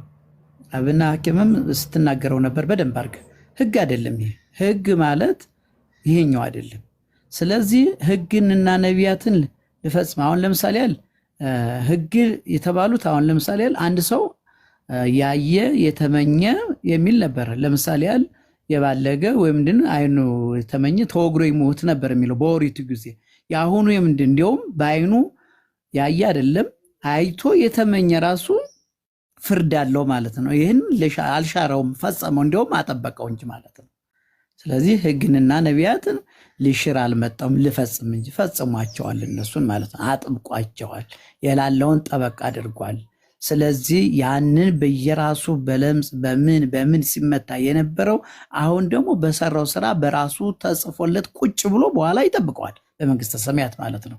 ስለዚህ ያየ የተመኘ አሁን ለምሳሌ ሚስት ስለ ሙሴ ሕግ አንስቶ ሚስቱን ሊፈታ ይችላል እንዴት ነው ብሎ ጠይቀውት ነበር ሐዋርያቱ። ጌታችን ኢየሱስ ክርስቶስ ምን ብሎ ነው የመለሰላቸው? አይደለም ሚስቱን ያለ ዝሙት ምክንያት ሚስቱን ሊፈታ አይቻልም አለ። ስለ ዝሙት ጠንቅ ብቻ ከሆነ ሚስቱን ሊፈታ ይችላል፣ የተፈታቿንም ማግባት አይችልም። ይህንን አጠበቀው እንጂ አላለው ማለት አይደለም፣ ወይ ደግሞ ሻረው አይደለም። ያኛውን ግን የሔዋን መርገም ግን በኢየሱስ ክርስቶስ በደሙ አንጽቶልን ቀድሶልን ወር አበባ የልጅ ክብር የልጅ መገኛ የልጅ ጸጋ አድርጎላት ሴትን ልጅ አክብሮ ቀድሶ ለዚህ ክብር አውቅቷታል ማለት ነው ጌታችን ኢየሱስ ክርስቶስ ማለት ነው። ስለዚህ ከነሱ ከዚህኛው ከአማናያን ወደዚህ ወደ አማንያን አምጥተው ይቀላቅለው ይሄን እንዲህ ብሏል ማለት አይችሉም፣ ሊያደርጉትም አይችሉም። የኛም እምነታችንን አያቋትም፣ ስርዓቷን አያቋትም። ጥርት በጣም ጥርት ያለች ንጽሕት ኦርቶዶክሳዊ እምነት ምንም ዕጸጽ የሌለባት እምነታችን ስለሆነች የሴት ልጅ ክብር እንደ ቤተ ክርስቲያን ሕግ በየትኛውም ቦታ አይከበርም። እንደ ቤተ ክርስቲያን እንደ ኦርቶዶክስ አማኝ የሴት ልጅ ክብርን ከፍ አድርጎታል። ደረጃውን ከፍ አድርጎላት ማለት ነው። ጌታችን ኢየሱስ ክርስቶስ እና ላዛር ቤት እኮ ሞቶ ግን እነ ማርያም እነ ማርታን እኮ በጣም አክብሮ እነሱን ቀድሷቸው ነበር፣ ብዙ ነገር ሲያስተምራቸው ነበር። ስለዚህ ጌታችን ኢየሱስ ክርስቶስ እንዲህ ያለውን ነገር አጽድቆልን አንጽቶልን ሄዷል ለማለት ነው። በኋላም መለሳለሁኝ። ስለ እስልምና ብዙ እውቀቱ የለኝም፣ መናገርም አንዳንድ ከሚዲያዎች ከእናንተ ከምታወሩት አንጻር እያየውኝ ብዙ እየተገረምኩ ነበር፣ እንዲሁም እየተደመምኩ እየሳኩም እንዲ አንዳንድ ጊዜ ፈገግ እያረኩም እያደረገኝም እንዲሁ ስርዓቶቹ አምልኮታቸው በጣም የሚገርም ነው። ይሄ በጣም እንደ መጽሐፍ ቅዱስ እንደኛ ሕግ ስናየው በጣም በጣም በጣም አሰቃቂ ዘግናኝ ነገር ነው ያለው። እግዚአብሔር አምላክ ይመስገን። እስኪ እንደው ወደ እውነተኛው መንገድ ይመልስልን። ማማዬ እንዴት አድርጋችሁ ይህንን ነገር እንዳወቃችሁት ሚስጥሩን ብትነግሩ ጥሩ ነው። እኔም እንዳውቀው ያው ማንበብ ሊሆን ይችላል፣ ግን የእናንተ እግዚአብሔር ገልጾላችሁ ነው ይህንን የምታደርጉትና መምህራን እግዚአብሔር ይባርክልኝ፣ እግዚአብሔር ይቀድስልኝ፣ ተባረኩልኝ። አብሬያችኋለሁኝ። ሌላም ቀንም እንደዚሁ እየገባን እንማማራለን። እግዚአብሔር ይስጥልኝ።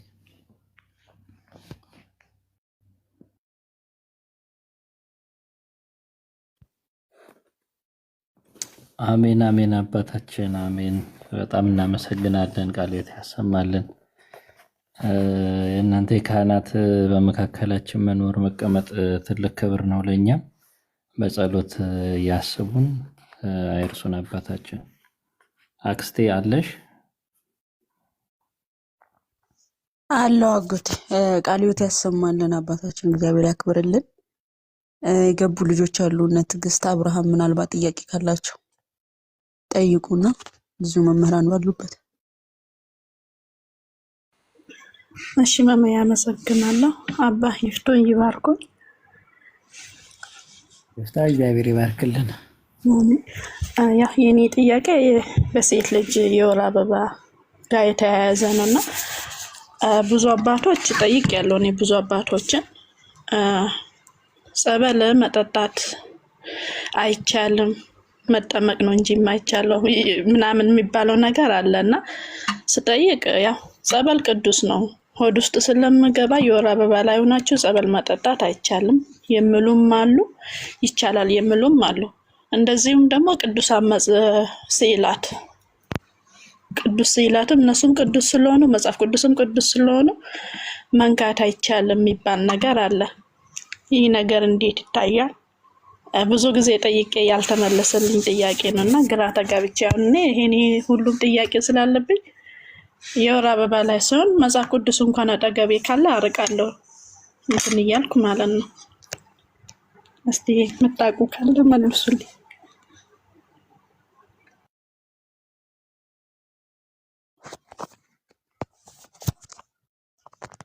አጎቴ ወይም መምህር አላችሁን ወይም ቀሲስ?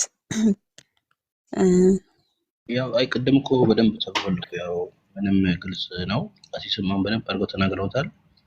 እንደ ስርዓት የግሏን መጽሐፍ ቅዱስ የግሏን ይሄ የራሷ የምትገለገልባቸውን የጸሎት መጽሐፍቶቿን፣ መጽሐፍ ቅዱሷን፣ መዝሙሯን መዘመር አትከለከልም። ሰው ከአምልኮት ሊከለክሉ የሚችል ምን ምክር የለም። ሁለተኛ ነገር ደግሞ የወር አበባ የእርግማን ምልክት አይደለም። እርግማን ሳይሆን የፍሬያማነት ምልክት ነው። አሁን እንድናስተውል የሚገባው ነገር ለመቅደሱ ክብር ሲባል የእግዚአብሔር አምልኮ የሚፈጸምበት ከክርስቶስ ደም በቀር እዛ ቤተ መቅደስ ውስጥ እዛ ቤተክርስቲያን የሚፈስ ነገር ስለሌለ እንዳይፈስ እንኳን ሴት ወንድም ራሱ ጉንፋን ቢይዘው ንፍጥ ላይ ቢሆን ሌላውን እንኳን ቀርቶ ማለት ነው ወደ ቤተ መቅደስ እንዳይመጣ። ይሄ አንደኛ ለክብረ ቤተክርስቲያን ለክብረ መቅደሱ ክብር ሲባል ማለት ነው። ከዛ ባለፈ ግን ማንም ሰው መፈጸም ያለበትን የአምልኮት ስርዓት ከእግዚአብሔር ጋር የሚያደርገውን ግንኙነት ንግግር በየትኛው ምክንያት ሊያቋርጥ አይገባም እና ይህንን ነገር ማስተዋል ስለሚያስፈልግ ምንም ይህን ያህል የሚከለክል አዲስ ሀሳብ የለም። ስለዚህ ሰዎች ባለማወቅ ብለው ይሆናል እንጂ እንደ ቤት አስተምሮ ግን አሁን የሚባለው ነገር እኛ የሚያልሽ ያለው ነገር መጽሐፍ ቅዱስ ማንበብ፣ መዘመር፣ መጸለይ አይከለከልም፣ አልተከለከለም። ይህን በደንብ ያዥ።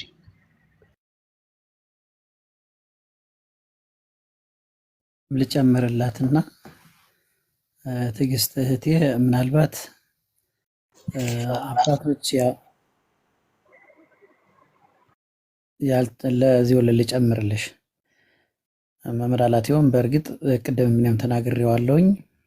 ወር አበባ አሁን የፊቱ እርግማን የነበረው በጌታችን በኢየሱስ ክርስቶስ አንጽቶት አሁን ምን አድርጎታል? የመንጻት ወሪያት ወይም ደግሞ ወር አበባ ተብሎ የልጅ የፍሬ ማፍሪያ መገኛ ማለምለሚያ ልጅ የመገኛ መንገድ አድርጎታል። ይሄ ኃጢአት አይደለም፣ ወይም ደግሞ ያ የእርግማን ምልክት አይደለም። ይህንን መያዝ አለብሽ መጀመሪያ። የእርግማን ምልክት አይደለም። ስለዚህ ግን ምን አለ በውስጣችን የሚመጣው እናንተ ታውቁታላችሁ። ፈሳሽ ነው የሚወጣው ማለት ነው። ይህንን ፈሳሽ ሲሰን የተቀደሰ ቦታ ሄደን እንዲያው ከህሊና ጋር ከምንጣላ ባናደርገው ይሻላል የሚለው ነው። አባቶች አሁን ብዙ ጊዜ ይህን የሚያደርጉት ለዚያ ነው። አታደርጉት እንጂ ያኛው መጽሐፍ ቅዱስን ማንም አይረክሰው ሊያረክሰውም አይችልም። ጸበሉን ሲጀመር የኛ ቅድስና ነው የሚቀርብን እንጂ ጸበሉ አይረክስም። ጸበሉ ይረክሳል የሚባል አንዳንድ ጊዜ አለ። ጸበል እንዴት ይረክሳል? አይረክስም። የምንረክሰው እኛ ነን። የምንበላሹ የኛ ሰውነታችን የራሳችን ህሊናችን ነው የሚደፈርሰው እንጂ ጸበል አይረክስም። ጸበል ራሱ ይቀድሰናል እንጂ እኛ ልንቀድሰው አንችልም ማለት ነው። ጸበል መንፈስ እግዚአብሔር ያለበት መንፈስ እግዚአብሔር አድሮበት በዚያ ላይ ደግሞ እግዚአብሔር ታምር ተገልጦለት ሰዎችን የሚፈውስ ሰዎችን የሚያድን ሰዎችን ከመቅዘብዘብ የሚያድናቸውና የሚጠብቃቸው ነው ጸበል ማለት። መጽሐፍ ቅዱስም እንደዚያ ማለት እኛን ይጠብቀናል፣ እኛን ያድነናል፣ እኛን ወደ ክብር ያበቃናል ብለን የምናደርገው ነው እንጂ እኛን ወደ ሌላ መንገድ የሚከተን አይደለም። ይህን መያዝ አለብሽ። ሌላው መጽሐፍ ቅዱስ ማንበብ፣ ጸሎት፣ መጸለይ አይከለክልም። የሚከለክለው ምን መሰለሽ? አሁን ለምሳሌ ከቅድም ተናግሬዋለሁ። ጸበል ቦታ ስትገቢ ወር አበባ ሆነሽ መግባት አይቻልም። ግን እሱም ደግሞ ከጀሪካን ተይዞ በሌላ ቦታ ያው ለዚያውም በሽታ ውስጥ ካለሽ አጋንንት አሽክላ የተያዙ ከሆኑ እሱን ውን ይደረጋል፣ ወስዶ ለብቻ እንዲጠመቁ ይደረጋል። ያ ከራሳችን ክብር ለጸበሉ ክብር ለእግዚአብሔር ክብር ላለን ነው እንጂ ሌላው እንዲሁ የራሳችን ደግሞ ፈሳሽ ነገር እያለ ውስጥ መግባት አይቻልም። እኛም ማንኛውም ሰው አሁን ወር አበባ፣ ህልመ ሌሊት እነኚህ ነገሮች ከቀኖና ቤተክርስቲያን ከሚከለከሉት አንዶች ናቸው ማለት ነው። ሌላውም ህልመ ሌሊት መጥቶትም ቤተ መቅደስ አይገባም። ምንድነው የሚደረገው? በውጭ ሆኖ ያስቀድሳል፣ በውጭ ሆኖ ጸሎቱን ያደርጋል፣ በውጭ ሆኖ የሚደረገውን ነገር ማንኛውም የሚያደርገውን ያደርጋል ማለት ነው። ስለዚህ ጸሎት ስዕል አጠገብሽ ካለም ስዕል ቤት ሆኖ አሁን የምትጸልዩ ያንን ትጸልያለሽ ማለት ነው። መጸለይ ይቻላል። መጽሐፍ ቅዱስ ማንበብ ይቻላል። የግል ጸሎትሽንም መጸለይ ትችያለሽ ማለት ነው። ስለዚህ ይሄን ነገር ወደ አንቺን የሚያምታታ ነገርም ስለሌለው በዚህ ብትረጂው ጥሩ ነው እላለሁኝ። አመሰግናለሁ። እሺ አባታ አመሰግናለሁ። ቅዱስ ያሰማልኝ። ሁለተኛ ጥያቄ ቅዱሳን ስዕላት በመኝታ ቤት ክፍል ምናምን ማስቀመጥ ይቻላል? ብዙ አባቶች አይቻልም፣ ብዙ አባቶች ደግሞ ይቻላል የሚባል ነገር አለ። ሌላኛው ጥያቄ ደግሞ እንደ ቤተ ክርስቲያን አንድ ሰው ቃል ከገባ ለሆነ ሰው ቃል ከገባ ያን ቃል ሳያደርገው ከቀረ እንዴት ነው የምታየው እንደ ቤተ ክርስቲያን? ይህንን ብታስረዱኝ ጥሩ። ቃል ማለት አልገባኝም። ለስለት ተስሎ ማለት ነው ወይም ደግሞ ይሄን አመጣለሁ ብሎ ስለትም ሊሆን ይችላል። ለሆነ ሰውም ደግሞ የሆነ ነገር አደርግልሃለሁ ብሎ ቃል ገብቶ ያ ቃል ደግሞ ሳይሆንለት ሲቀር ካልፈጸመ። እሺ ጥሩ ጥያቄ ነው። ስዕል መኝታ ቤት ላይ አይደረግም። ለምን? መኝታ ቤት ማለት ያው የራሳችን የጸሎት ቤት ሊሆን ተሆኖ በዚያ በጸሎት ቤት ነው መደረግ ያለበት። ምናልባት እነ መዝሙርም አሉ አላትዮንም ይጨምሩበታል። መኝታ ቤት አይደረግም። የራሱን የቻለ ክብር ባለው ቦታ መቀመጥ አለበት ስዕል አድኖ። ለምን? መኝታ ቤት ያው የምናደርገውን ያው እኛ ሁላችንም ስለምናውቀው እዚያ ባይቀመጥ ጥሩ ነው። ለስዕሉ ላለን ክብር ለስዕሉ ለምናሳየው ትህትናና ፍቅር ከነሱ አንጻር ስዕል ለብቻ ተቀምጦ በመኝታ ቤት ሳይሆን በጸሎት ቤት ላይ መቀመጥ አለበት። ይሄ አንድ ነው። ሌላው ይሄ ቃል ተሚተዩ ቃልማ ቃል ነው። ምንጊዜም ያ ምን ይደርስበታል? የሚያደርስበትን እግዚአብሔር ነው የሚያውቀው። ይህን ይደርስበታል ብለን ይህን ያገኘዋል ብለን ማድረግ አንችልም።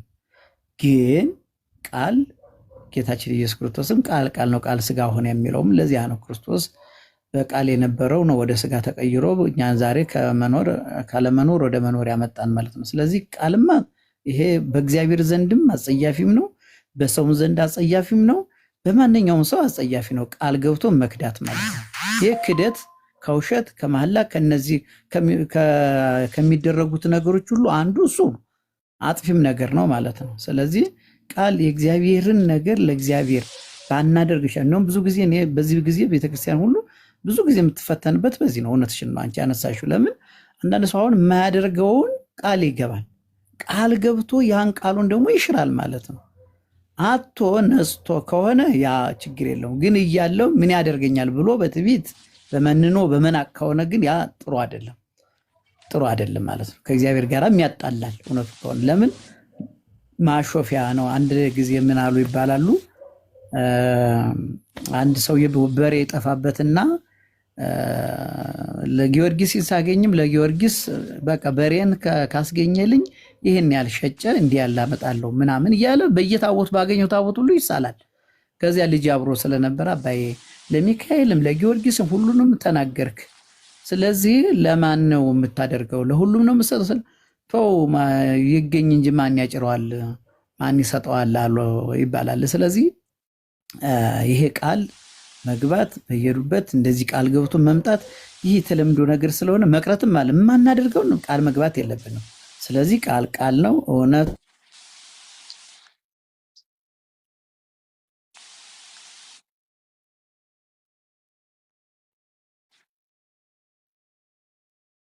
ነገር መተው ያለብንን እንተዋለን። እግዚአብሔር ደግሞ አግኝቶን ደግሞ የምንሰጥ ከሆነ እንሰጣለን። ግን በጣም ከቸገረው ከሌለው ደግሞ ምን ማድረግ አይቻልም። ያውቆ ስላልሆነ ከችግሩ አንጻር ስለሆነ ነው። ይበቃኛል። እኔ አመሰግናለሁ። እነሱ ይጨምሩበት።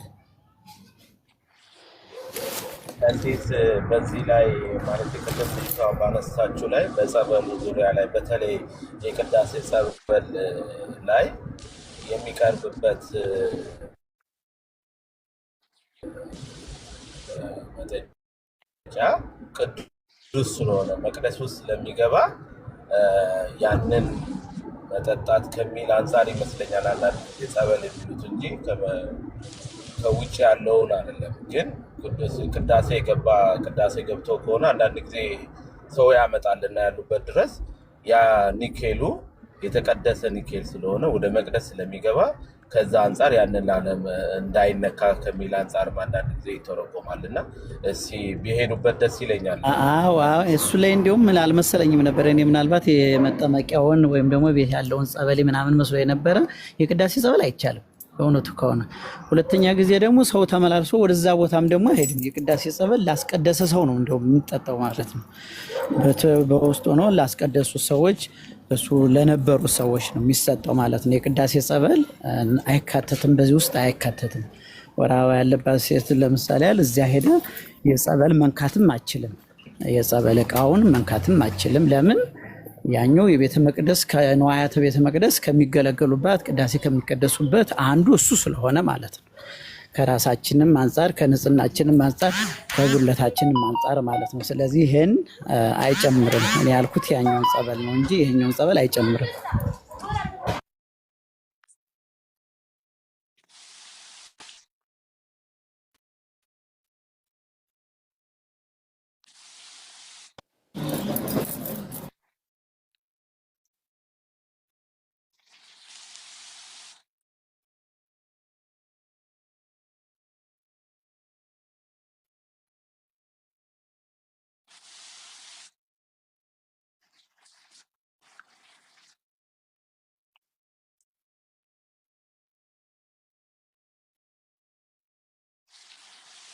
ዝምታ እንዴት ነው? ቃሉት ያሰማልን። መዝሙር አለ አይደል? መዝሙር እንዲያው ዲያቆን እያለማ አንድ መዝሙር ዛሬ መድኃኒዓለም ያመቱ አይደለ? አንድ መዝሙር ጣል አድርግብን ዲያቆን ፕሊዝ። እየሰማኝ ወንድም አለሜ ታናሽ ወንድምህ ነኝ። እሺ አባታችን ቡራኬ ድረሰን ይፍቱን ይባርኩኝ አስቀድሜ። እሺ ዲያቆናትም ካላችሁ መምህራንም ሁላችሁንም ሰላም ብያለሁ። ማማዬ እህቶቻችን እዚህ ያላችሁ ታችም ያላችሁ ክርስቲያኖች ሰላም ለእናንተ ይሁን። እንኳን ለአምላካችን ለኢየሱስ ክርስቶስ በዓለ ትንሣኤ ሁላችንም በሰላም አደረሰን። ክርስቶስ ተንሥአ እሙታን በአማን ተንሥአ እሙታን ብያለሁ። ለሁላችንም እንኳን በዚህ ቀን አደረሰን። ደግሞ ዛሬ ደግሞ መድኃኒዓለም ነው። ለአምላካችን ለመድኃኒታችን ለመድኃኒዓለም ለአማኑኤል ለክርስቶስ ኢየሱስ በዓል እንግዲህ ሁላችን በሰላም አደረሰን። መዘመር አልችልም፣ ሌሊት ነው። በእርግጥ ቃል ታሰማልን ለማለት ነው። የእህታችን አለሽ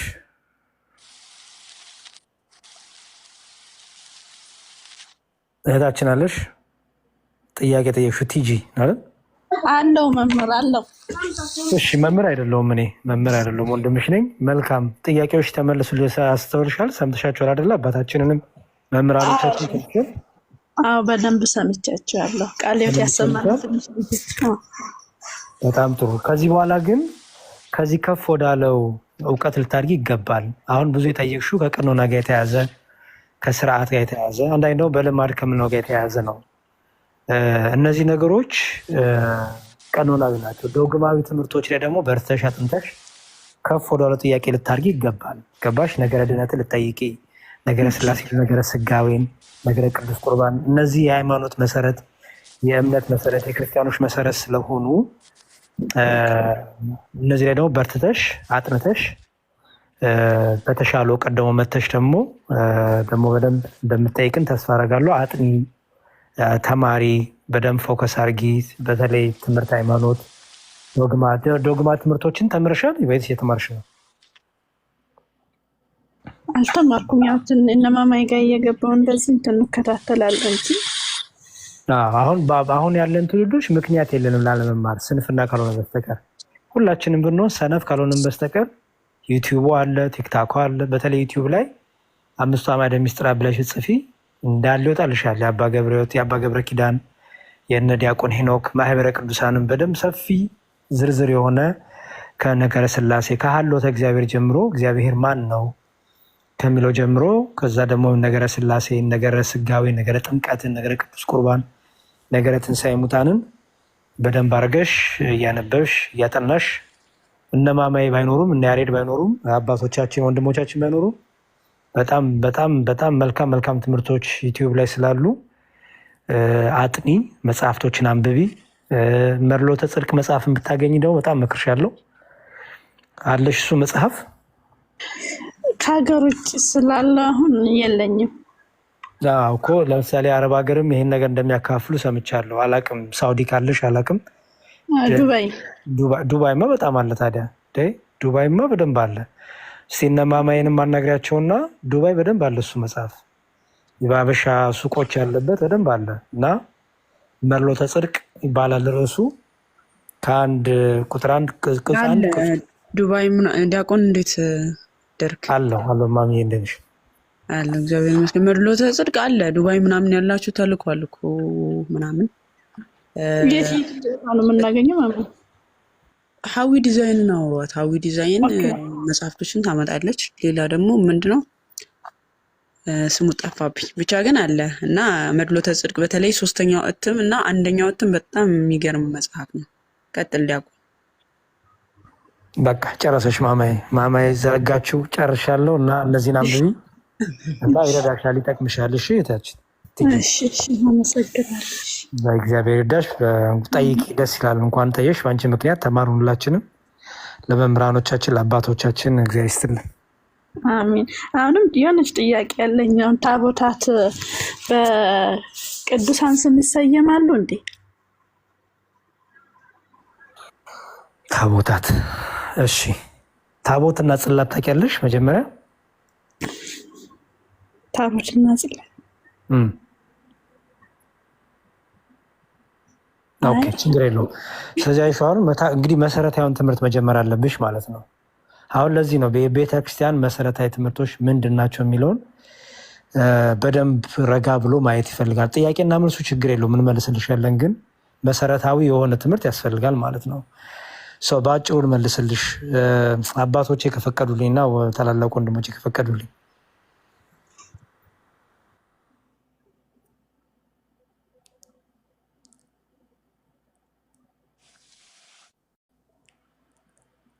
እሺ ዝም አሉኝ። እሺ እብናኪን ፈቀዱልኝ እንዴ? ያው ዝም አሉ ብዬ ነው፣ ፈቃድ ነው ብዬ ነው። ትንሽ ወጣ ገባ እያሉ መሰለኝ፣ ለዛ ነው ዲያቆንዬ። ኦኬ እሺ። እርስዎ ግን ፈቅደዋል? የተመቸውት? እኔማ ታናሽ ነኝ፣ ታላቆችን ያልከው እኮ። እሺ ይኸውልሽ እህታችን መጽሐፍ ቅዱስ ላይ ታቦትና ጽላትን ሲያስቀምጥ ጽላት ከእግዚአብሔር የተሰጠ ማለት ነው።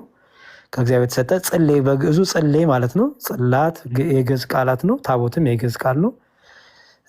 ጽላት ጽሌ እንደማለት ነው። ጽሌ ማለት ሰሌዳ ማለት ነው። እና እግዚአብሔር ለሙሴ የሰጠው ሁለቱ ድንጋዮች በጣቱ ጽፎ ሕጉን አስቀምጦ በአንዱ 5 በአንዱ 5 ጠቅላላ 10ቱን ትእዛዛት ለሙሴ የሰጠው ያ ድንጋይ ያ ጽላት ይባላል። ከዛ ደግሞ ጽላቱን ማስቀመጫ ጽላቱን ማክበሪያ ደግሞ ታቦት ሙሴ ሰራ ማለት ነው። ታቦት ማለት ደግሞ ማደሪያ ማለት ነው። ለምሳሌ እኔና አንቺ ታቦቱ ለእግዚአብሔር እንባላለን። ታቦቱ ለእግዚአብሔር ማለት የእግዚአብሔር ማደሪያ ማለት ነው። ታቦት ማለት ግዕዝ ነው። ኦኬ በግሪኩ ኋላም በተለይ አዲስ ኪዳን በተጻፈበት ግሪኩ ትራፔዛ ይለዋል፣ ቅዱሱ ጠረጴዛ ይለዋል፣ ወይም ሎርድ ቴብል ይባላል በእንግሊዝኛው። ስለዚህ እኛ በአጭሩ በአዲስ ኪዳን ያለን ክርስቲያኖች ታቦት አለን። እኛ ባዶ አዳራሽ የለንም። ለእኛ ቤተክርስቲያን ያሰኛት ራሱ የክርስቶስ ክቡር ስጋ ክቡር ደም መፈጠታችን መሰዋታችን ነው። ሌሎቹ የክርስቶስ ክቡር ስጋ ክቡር ደም ምልክት ነው፣ መታሰቢያ ነው፣ ህይወት የሚሰጥም አይደለም ሌሎቹ። ለእኛ ግን ለኦርቶዶክስ ያለ ክርስቲያኖች ግን በተለይ እነዚህ ኦሪየንታል የምንላቸው 5ቱ አሃት ቤተክርስቲያኖች እኛ ኤርትራውያን፣ ህንድ ማልካራ፣ ሴሪያ እና ኤርትራ እነዚህ ቅዱስ ስጋውና ክቡር ደሙ እውነተኛ የጌታ ስጋና ደም ነው እንላለን። ስለዚህ እውነተኛ የጌታ ስጋና ደምን በቅዱሱ ታቦት እንሰዋለን። ስለዚህ ለእኛ ታቦት የምንለው የጌታ ስጋና ደም ማቅረቢያ፣ የጌታ ስጋና ደም መፈተቻ፣ የጌታ ስጋና ደም ማክበሪያ ነው ራሱ። ኦኬ ማክበሪያ ነው። ስለዚህ ይሄ ታቦት ይባላል። በዚህ በቆሮንቶስ መልእክቱ ቅዱስ ጳውሎስ ምን ብሎ ተናግሯል መሰለሽ? ቆሮንቶስ መልእክቱ ላይ አንደኛ ቆሮንቶስ ምዕራፍ 10 ላይ መሰለኝ ምን ብሎ ተናግሯል? ከጌታ ማዕድና ከአጋንንት ማዕድ ልትበሉ አትችሉም፣ ከአጋንንት ጽዋና ከጌታ ጽዋ ልጠጡ አትችሉም ብሏል። ይሄ ማዕድ የሚለውን ምን ብሎ ይፈተዋል? ግሪኩ ዋና ኦሪጂናል ቃላ ማለት ነው ትራፔዛ ብሎ ይፈተዋል። ወይም የጌታ ጠረጴዛ ወይም ደግሞ ቅዱሱ ጠረጴዛ ይባላል። ኦኬ እኛ በአዲስ ኪዳን ያለን ክርስቲያኖች ያንን እናደርጋለን። ታዲያ በቅዱሳን ስለምን ይሰየማል? በጣም የሚገርምሽ ነገር በሰማይ እንኳን የ12ቱ ሐዋርያት ስም በ12ቱ ግንቦች መሰረቶች ላይ ተጽፏል ይላል። እኛ በምድር ላይ የቅዱሳኑ መታሰቢያ አድርገን ታቦቱ ላይ መጻፋችን ነው ሰዎች በተለይ ፕሮቴስታንቷ ለሚያበሳጨው። በሰማይ ጭራሽ በሐዋርያቱ ስም 12ቱ በሮች 12ቱ ምሰሶች የሐዋርያቱ ስም የበጉ ሐዋርያቶች ስም ተጽፏል ይላል። ኦኬ ስለዚህ ይሄ የሚያሳየው ምንድን ነው? ያ ታቦቱ መታሰቢያነቱ ለድንግል ማርያም ለቅዱሳን ከሆነ ለቅዱሳን፣ ግንስ የሚፈተተው የሚመለከው የሚከበረው ማን ነው?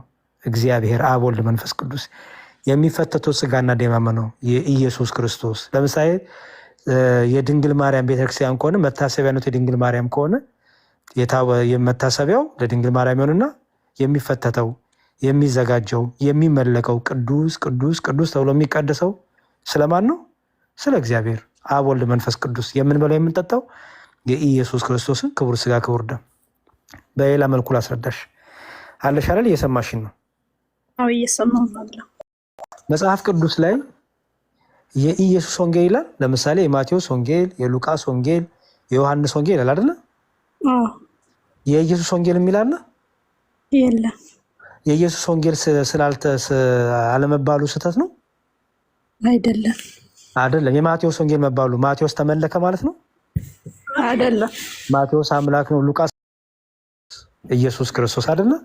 ግንስ መታሰቢያነቱ ምን ይሆናል ማለት ነው? በማለት የሚደረጋል። መጽሐፍ ቅዱሱ ራሱ የተሰየመው በሐዋርያቱ ስም ነው።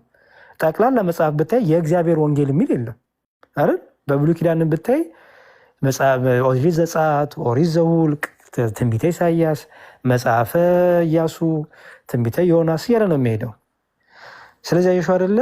ጌታ እንኳን ያችን ዘማዊ እግሩን መታ በእንባ ያጠበችውን ምንድን ነው ያላት? የኔ ይሄ ወንጌል በሚነገርበት ቦታ ሁሉ ለአንቺ መታሰቢያ እንዲሆን ይሄ ስለ አንቺ ያለው ነገር ይነገራል አላት። ስለዚህ ለአንቺ መታሰቢያ ይሆናል ሲላት አንቺ ትመለኪያለሽ ያለ ነው አይደለም። እርሱ በእርሷ ላይ የሰራው ድንቅ ስራ እርሷ ስትነሳ የእርሱ ድንቅ ስራ፣ የእርሱ መሐሪነት፣ የእርሱ ቸርነት፣ የእርሱ በጎነት ይገለጣልና ነው። አየሽ፣ በትንቢተ ኢሳይያስም የመጨረሻው ጥቅሴ ነው። ትንቢተ ኢሳይያስ ምዕራፍ 56 ላይ ምን ይላል መሰለሽ? ሰንበቴን ለጠበቁ እንደ ቃሉ እንደ ትእዛዙ ለኖሩ በቤቴና በቅጥሬ ይላል። በቤቴና በቅጥሬ ከወንዶችና ከሴቶች ልጆች ይልቅ የሚበልጥ ስምን ሰጣችኋለሁ፣ የሚበልጥ መታሰቢያም ስም አደርግላችኋለሁ ሰጣችኋል ይላል። የማይጠፋም የዘላለም ስም ሰጣችኋል ይላል። ስለዚህ የእግዚአብሔር ቅዱሳን እግዚአብሔርን ደስ ያሰኙት እነዚህ መታሰቢያ ቤተክርስቲያን ታስቀምጥላችኋለች። በስማቸው ቤተክርስቲያን ትሰይማለች፣ በስማቸው ታቦትን ትቀርጻለች። ግንስ መታሰቢያው ለዛ ቅዱስ ሆኖ የሚመለከውና ጉልበት ሁሉ ለኢየሱስ ክርስቶስ ስም ይንበርከክ የሚለው ጥቅስ ተጽፎበት ታቦቱ ላይ ይሄ ሁሉ የሚመለከው የሚቀደሰው የሚፈተተው የሚበላ የሚጠጣ የማን ስጋና ደም ነው? የክርስቶስ። ማን ነው የሚመለከው? አብ ወልድ መንፈስ ቅዱስ። ስለዚህ መታሰቢያ እናደርጋለን። መታሰቢያ ነው የምናደርገው ማለት ባጭሩ። ገባሽ? አመሰግናለሁ። ቃልዎት ያሰማል። ጥሩ። ትልቁ አገልግሎቱ ምንድን ነው አልኩሽ? የኢየሱስ ክርስቶስ ክቡር ስጋ ክቡር ደም የምናዘጋጅበት መፈተቲያችን ነው ማለት ማዘጋጃችን ነው፣ ማክበሪያችን ነው። ለእኛ ኢየሱስ ክርስቶስ ደም እውነተኛ ነው። ህብስቱ እውነተኛ የጌታ ስጋ ነው። ጽዋው እውነተኛ የጌታ ደም ነው። ስለዚህ ዮሐንስ ወንጌል ምዕራፍ 6 ላይ ጌታ እንደነገረን ስጋዬ እውነተኛ ነው፣ ደሜም እውነተኛ ነው። ስጋዬን የሚበላ ደሜን የሚጠጣ የዘላለም ሕይወት አለው ብሏል። ለእኛ የክርስቶስ ክቡር ስጋ ክቡር ደም ወይም ቅዱስ ቁርባን የምንለው ማለት ነው። መታሰቢያ አይደለም፣ ምልክት አይደለም። እውነተኛ የጌታ ስጋና ደም ነው፣ የዘላለም ሕይወት የሚሰጥ ነው። ስለዚህ በተራ መፈተቻ ዝም ብሎ በሆነ በቃ ባልከበረ መፈተቻ አይደለም የምንፈትተው። ክቡር የሆነውን የጌታ ስጋና ደም ክቡር በሆነው መፈተቻ፣ ቅዱስ በሆነው መፈተቻ በቅዱስ ታቦታችን እናዘጋጃለን፣ እናቀርባለን ማለት ነው። እሺ፣ ቃልዎት ያሰማልኝ። አሜን።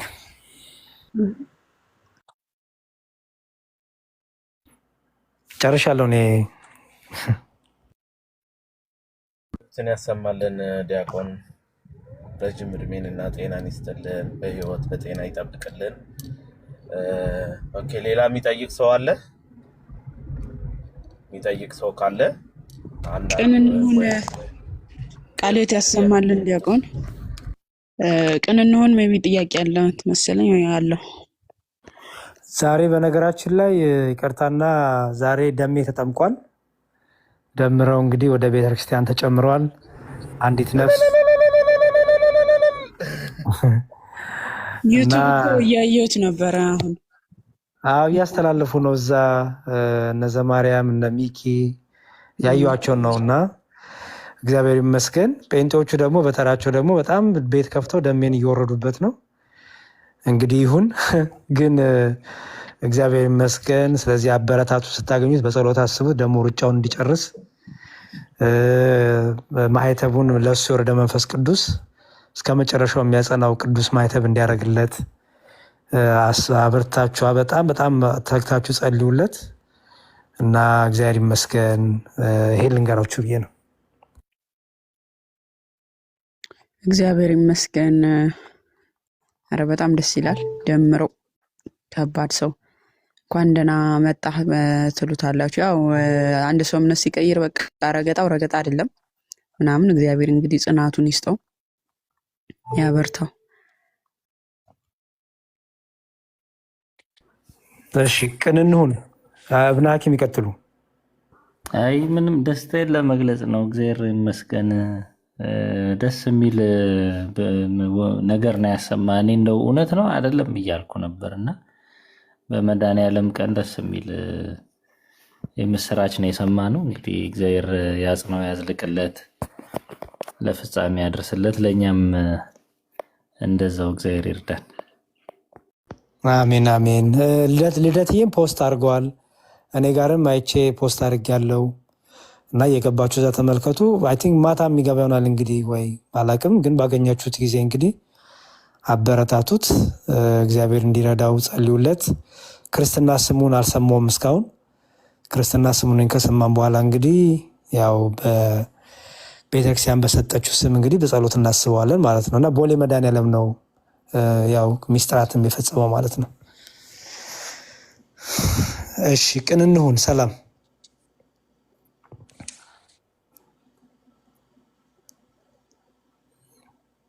ቅን እንሁን።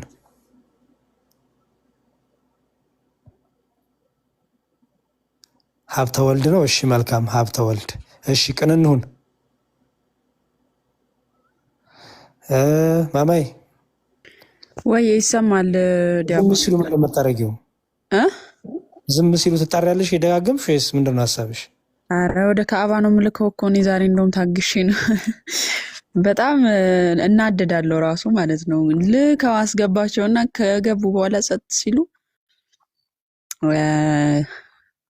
እንትን ይሉብናል። እሺ ለማንኛውም ጥያቄ ያላችሁ ግቡ፣ ከሌላችሁ ግን መብራት ስለተቋረጠ የኔ ሊዘጋ ጥንጥዬ ነው የቀረሁት።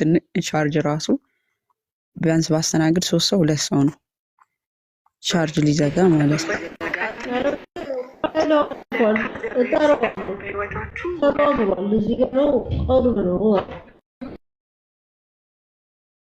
እሺ ቶሎ ቶሎ ግቡላት። እንትን አይ ጥሩ። ለማንኛውም ብዙም የማያስኪደን ከሆነ በዚሁ እንጠቀልለው ይሻላል ብዬ አስባለሁ። ረዥም እድሜ ከሌለው ባትሪዋ በእውነት ለደምረው በእውነት ደስ የሚል ዜና ነው። በዕለተ መድኃኒዓለም እሱ ፈቅዶ ይሄንን አድርጓል እና በእውነት ሁላችንም ደስ ሊያሰኘን ይገባል፣ ልንጸልይለት ይገባል። ብዙ ፈተናዎች ገና ከመጠመቁ በፊት ብዙ ፈተናዎችን እያለፈን ያለ ያን ፈተናው ደግሞ እግዚአብሔር አምላክ እንዲያቀልለት ዘወትር እንድንጸልይ እግዚአብሔር ይርዳን ነው የምንለው። እኔ የምለው ደስ ብሎኛል በጣም። እሺ አናሲሞስ ሰላም ብለናል። እግዚአብሔር ይመስገን። ማማዬ ሁላችሁ መዝሙረ ሌሊት ከላይም ከታች ያላችሁ ሰላም ብያችኋለሁኝ። ድምፄ እንደሚሰማ ተስፋ አደርጋለሁኝ። አንድ ጥያቄ ነበረኝ መዝሙሬ። እሺ መልካም ፈቃደኛ ስለሆኑ ኦሪት ዘጸአት ምዕራፍ 20 ከቁጥር 4 ያው ታውቁታላችሁ ቃሉን እና እዛ ላይ ለእኔ ጥያቄ የፈጠረብኝ ምን የሚል ነው? አትስገዱላቸው፣ አታምልኩላቸውኝ በሚጠሉኝ እስከ 3ኛና እስከ 4ኛ ትውልድ ድረስ የአባቶችን ኃጢአት በልጆች ላይ የማመጣ ነኝ የሚለው ጥያቄ የፈጠረብኝ እኔ ለምሳሌ የኔ እናትና አባቶች ለምሳሌ ኦርቶዶክስ ናቸው። ነገር ግን ለምሳሌ በገጠር አካባቢ በተለይ ወዳጃ ጣዖት ምናምን ነገር እንደዛ ነገሮችን ለሰይጣን ብዙ ነገር ያደርጋሉ። ዙሮም ወደ ቤተክርስቲያን ይሄዳሉ። ያን ነገር ይሄ ጣዖት የሚባለውና ለሰይጣን የሚሰውት ነገር ልዩነት አለው። ለምሳሌ ጣዖት ሲል ምን አይነት ጣዖት ነው? ወይም ለሰይጣን የሚሰውት ነገር ደግሞ አለ። ለምሳሌ ይሄ በቤት የሚያደርጉት ነገር ምናምን እንደዚህ አይነት ነገሮችን ያደርጋሉ። ያን እነሱ የሰሩት እኔ ላይ ይደርሳል ወይስ አይደርስም የሚል ጥያቄ ፈጥሮብኝ ነው። ግልጽ ካልሆነ ግልጽ አደርገዋለሁ። ገብቶኛል። እሺ ለምሳሌ ቀላል ጥያቄ በዛው ልመልስ ለአንድ ላይ አድርጌ። እግዚአብሔር አብርሃምን ብሎ ቃል ገባለት እስከ ሺህ ትውልድ ድረስ ትውልድን እምራለሁ ብሎ ቃል ገባለት አይደል? አዎ። በጣም ጥሩ። ሁሉ ትውልድ የአብርሃም ትውልድ ሁሉ ተምሯል? ምን የአብርሃም ትውልድ ሁሉ ተምሯል? ለምሳሌ እግዚአብሔር ከእስማኤል ጋር ቃል ኪዳን ነበረው? የለውም። ከማን ጋር ነው ቃል ኪዳን የነበረው? ከይስሐቅ ጋር ከልጁ ከይስሐቅ ጋር ነበረ። እያልን እንደዚህ እየቆጠርን ብንሄድ እግዚአብሔርን ለታዘዙት እግዚአብሔርን ለሰሙት እግዚአብሔርን ደስ ስላሰኙት ያ የአብርሃም ቃል ኪዳን ይደርሳቸዋል። እግዚአብሔርን ላልታዘዙት ደግሞ ከአብርሃም ቃል ኪዳን ውጭ ይሆናሉ። ቃል ኪዳኑ የሚሰራው ያ ቃል ኪዳን በረከት ያ ቃል ኪዳን የሚሰራው በዛ። ለምሳሌ ጌታ ምን አላቸው ፈሪሳውያን እና ሰዱቃውያን? በተለይ ፈሪሳውያንን አብርሃም አባት አለን ትላላችሁ፣ ግን የአባታችሁ የአብርሃም ልጆች አይደላችሁ ማለት ያላቸው። አይ ዝም ብሎ አባት አብርሃም አባታችን ነው ምናምን ይላሉ። እኛ እኮ የቃል ኪዳኑ ግን አይኖሩበትም። ልክ እንደዚሁ ጥሩ ነገሩ ያ ቃል ኪዳኑ ያ በረከቱ ስትጸናበት ስትኖርበት በረከት እንደምታገኝ ሁሉ የእግዚአብሔር ቁጣም የአንተን የሚያገኝ የአባት ወደ አንተ ይመጣል የእናትህ ወደ አንተ ይመጣል ማለት አይደለም። ለምሳሌ አባትህ በሰራው ሚስቴክ አንተ የምትቀጥል ከሆነ ማለት ነው። አባትህ በሰራው ክፋት አባትህ ጣዖት አምላኪ ከሆነ አንተም ያንን ወስደህ በጣዖት አምላክነትም የምትቀጥል ከሆነ ለጣዖት በመሰዋትም የምትቀጥል ከሆነ ብቻ እግዚአብሔርን የሚያስከፋውን ነገር አንተ አድርገህ ቀጥሎ ደግሞ ልጁ ደግሞ የሚያደርግ ከሆነ ያው ቁጣ ያገኛል ማለት ነው እንጂ አንተ ወደዚያ የሚተላለፍ ነገር የለም። ኦኬ ልክ እንዳልኩ ነው ቅድም እግዚአብሔር ቃል ኪዳን ይገባል ለቅዱስ ለአባቶቻችን የበረከት ቃል ኪዳን፣ ሲያስቆጡት ደግሞ መርገም የቁጣ ይናገራል። እቀጣለሁ ትውልዳችሁ ይላል። ትውልዳችሁን እቀጣለሁ ሲል ግን በአንተ ምክንያት እገሌ ትቀጣለህ ማለት ነው። ምክንያቱም መጽሐፍ ቅዱሳችን ልጅ የአባቱን ኃጢአት አይሸከምም ስለሚል፣ ስለዚህ ግን በአባትህ ነውር በአባትህ ኃጢአት ልጁ እየቀጠለ ከሆነ ልክ እንደ ውርስ አድርጎት እየቀጠለ ከሆነ አዎ አባቱ የተቀጣበትን ልጁም ያገኘዋል። ግን ልጁ የሚመለስ ከሆነ ልጁ የሚጸጸት ከሆነ የአባቴ ህይወት የኔ ህይወት አይደለም፣ የአባቴ ማንነት የኔ ማንነት አይደለም፣ እኔ ክርስቶስ ልጅ ነኝ ብሎ እርሱ ግን የአባቱን ህይወት ካልደገመው ያ በእግዚአብሔር ያመጣው ቁጣ አባቱን ያጠፋው ቁጣ አባቱን በእግዚአብሔር ፊት ነውርና ኃጢአት ሰርቶ እግዚአብሔርን ያስቆጣው ቁጣ ልጁን አያገኘውም። ለቁጣውም ለበረከቱም እያሳየውን ያለው ታየው።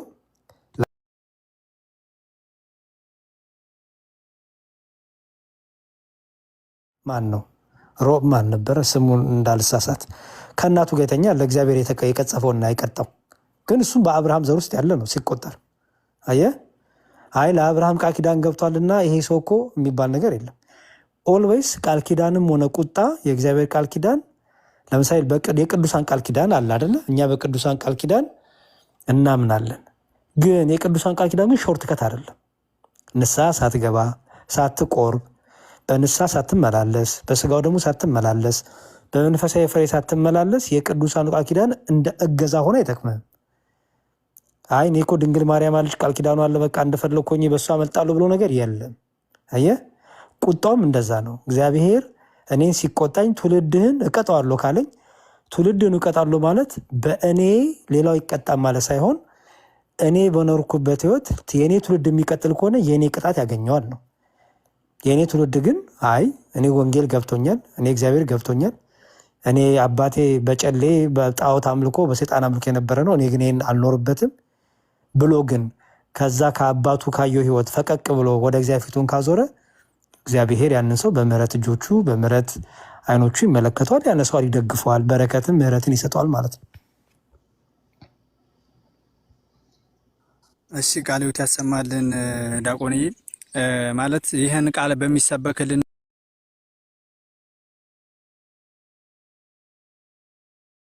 ሰዓትና በምናነበው ሰዓት እኛ ካለንበት ድርጊት እንድንቆም ቀጣይ ደግሞ የኛ ልጆች ይህን ባህሪ ይዘው እንዳይወጡ የሚያደርግ ቃል ነው እንጂ ለእኔ ልጅ ለምሳሌ እኔ በሰራሁት የእኔ ልጅ የሚወቀስበት ወይም ኃጢአት የሚጋባበት ነገር እንደዛ ነው የተረዳሁት። የለም እንደዛ ብሎ ነገር የለም። እንዳልኩ ነው እኛ በውርስ ኃጢአት የሚባል ኃጢአት ይወረሳል ምናምን ብለን አናምንም። አሁን በእኛ ላይ በተለይ አዲስ ኪዳን ክርስቲያኖች በእኛ ላይ ሞትና ሲኦል ስልጣን የለውም። ሞት ወይ ሞጋየት አለ ሲኦል ድል መንሳት ይሽታል ብለን ቆመን በሞት ላይ ዘምረናል። አጋንንትን ድል የምናደርግበት ኃይል አለን። የምናማትበው እኮ ትምህርተ መስቀላችን እኮ አስማት ነው። አስማት ማለት ባይዘው ስም ማለት ነው። አስማተ መለኮት ሲባል የመለኮት ስሞች ማለት ነው። ያ ስመ እግዚአብሔር እኮ መጥራታችን ራሱ እኮ ኃይላችን ነው። ሰይጣን እኮ እኛን በጣም ነው የሚፈራን። ስለዚህ በተለይ ክርስቲያን የሆነ ሰው ኃይል መንፈስ ቅዱስ ከሱ ጋር ነው። ኃይል መንፈስ ቅዱስ ከሱ ጋር እስከሆነ ድረስ አጽንተን መጠበቅ፣ በበደል በኃጢአት ብንወርቅ በንስሐ መመለስ እንጂ የእኔ በደል ወደ ልጄ የልጄ በደል ወደ ልጁ የሚሄድ ነገር የለም። ንስሐ በገባ ጊዜ ንስሐ ዘማውን አድርግ ድንግል ታደርጋለች እንደሚል ንስሐ በገባ ጊዜ ስጋው ደግሞ በተቀበል ጊዜ ከአንተ አጋንንት ሁሉ ይርቃሉ። ኃይል መንፈስ ቅዱስ ከአንተ ጋር ይሆናል። ቅዱሳን መላእክቱ ከአንተ ጋር ይሆናሉ እና በብዙ ትጠበቃለህ። በእግዚአብሔር በትሩ ይጠብቃል። እዚህ ኤፌሶን ላይ ምን ይላል መሰለ? እንትን አንሱ ይላል። ይሄ የእግዚአብሔርን ጥሩርና ጋሻ ያዙ። ጥሩር ማለት አንድ ተዋጊ ሲዋጋ እንደ መከላከያ የሚለብሰው ልብስ ነው። ጋሻ ነው ታውቃለህ። ጥሩር ግን ብዙ ጊዜ ጦር የማይበሳው ቀስት የማይበሳው ነው እና በኤፌሶን ላይ ቅዱስ ጳውሎስ ልክ እንደ አንድ ወታደር አድርጎ የወታደር አለባበስ አድርጎ ሲያወራ የነበረው ቃለ እግዚአብሔር ነው። አየህ፣ ቃለ እግዚአብሔር ሰይፍክ ነው። ቃለ እግዚአብሔር መከታክ ነው። ከሚወራው ሊገባ ማለት ነው። እንኳን ወደ አንተ ሊተላለፍ ወደ ልጅህም እንኳን ሊመጣ እና እንዲሁም በመንፈስ ሕይወት ከበረታ ያንተ በረከቱንም ለልጅህ ይተርፋል። ባይዘወይ ምክንያቱም በአንተ ጸሎት ልጅህ ወደ መንፈሳዊ ነገር እንዲመጣ ታበረተዋለና እና እንዲቆጣጠራቸው የሚያደርጉ ሰዎች አሉ። እነዚህ ኦልሬዲ በቃ ማንነታቸውን ለአጋንንት የከፈሉ ናቸው። በእነዚህ ላይ አጋንንት ይቆጣጠራቸዋል። ምንም ጥያቄ የለውም። ንስሐ ሲገቡ ግን ወደ እግዚአብሔር ሲመለሱ ግን ቅዱስ መንፈሱ የእግዚአብሔር መንፈስ በእነሱ ላይ ያድራል። ይህ አጋንንት ከእነሱ ይለያል ማለት ነው። እሺ መምህራችን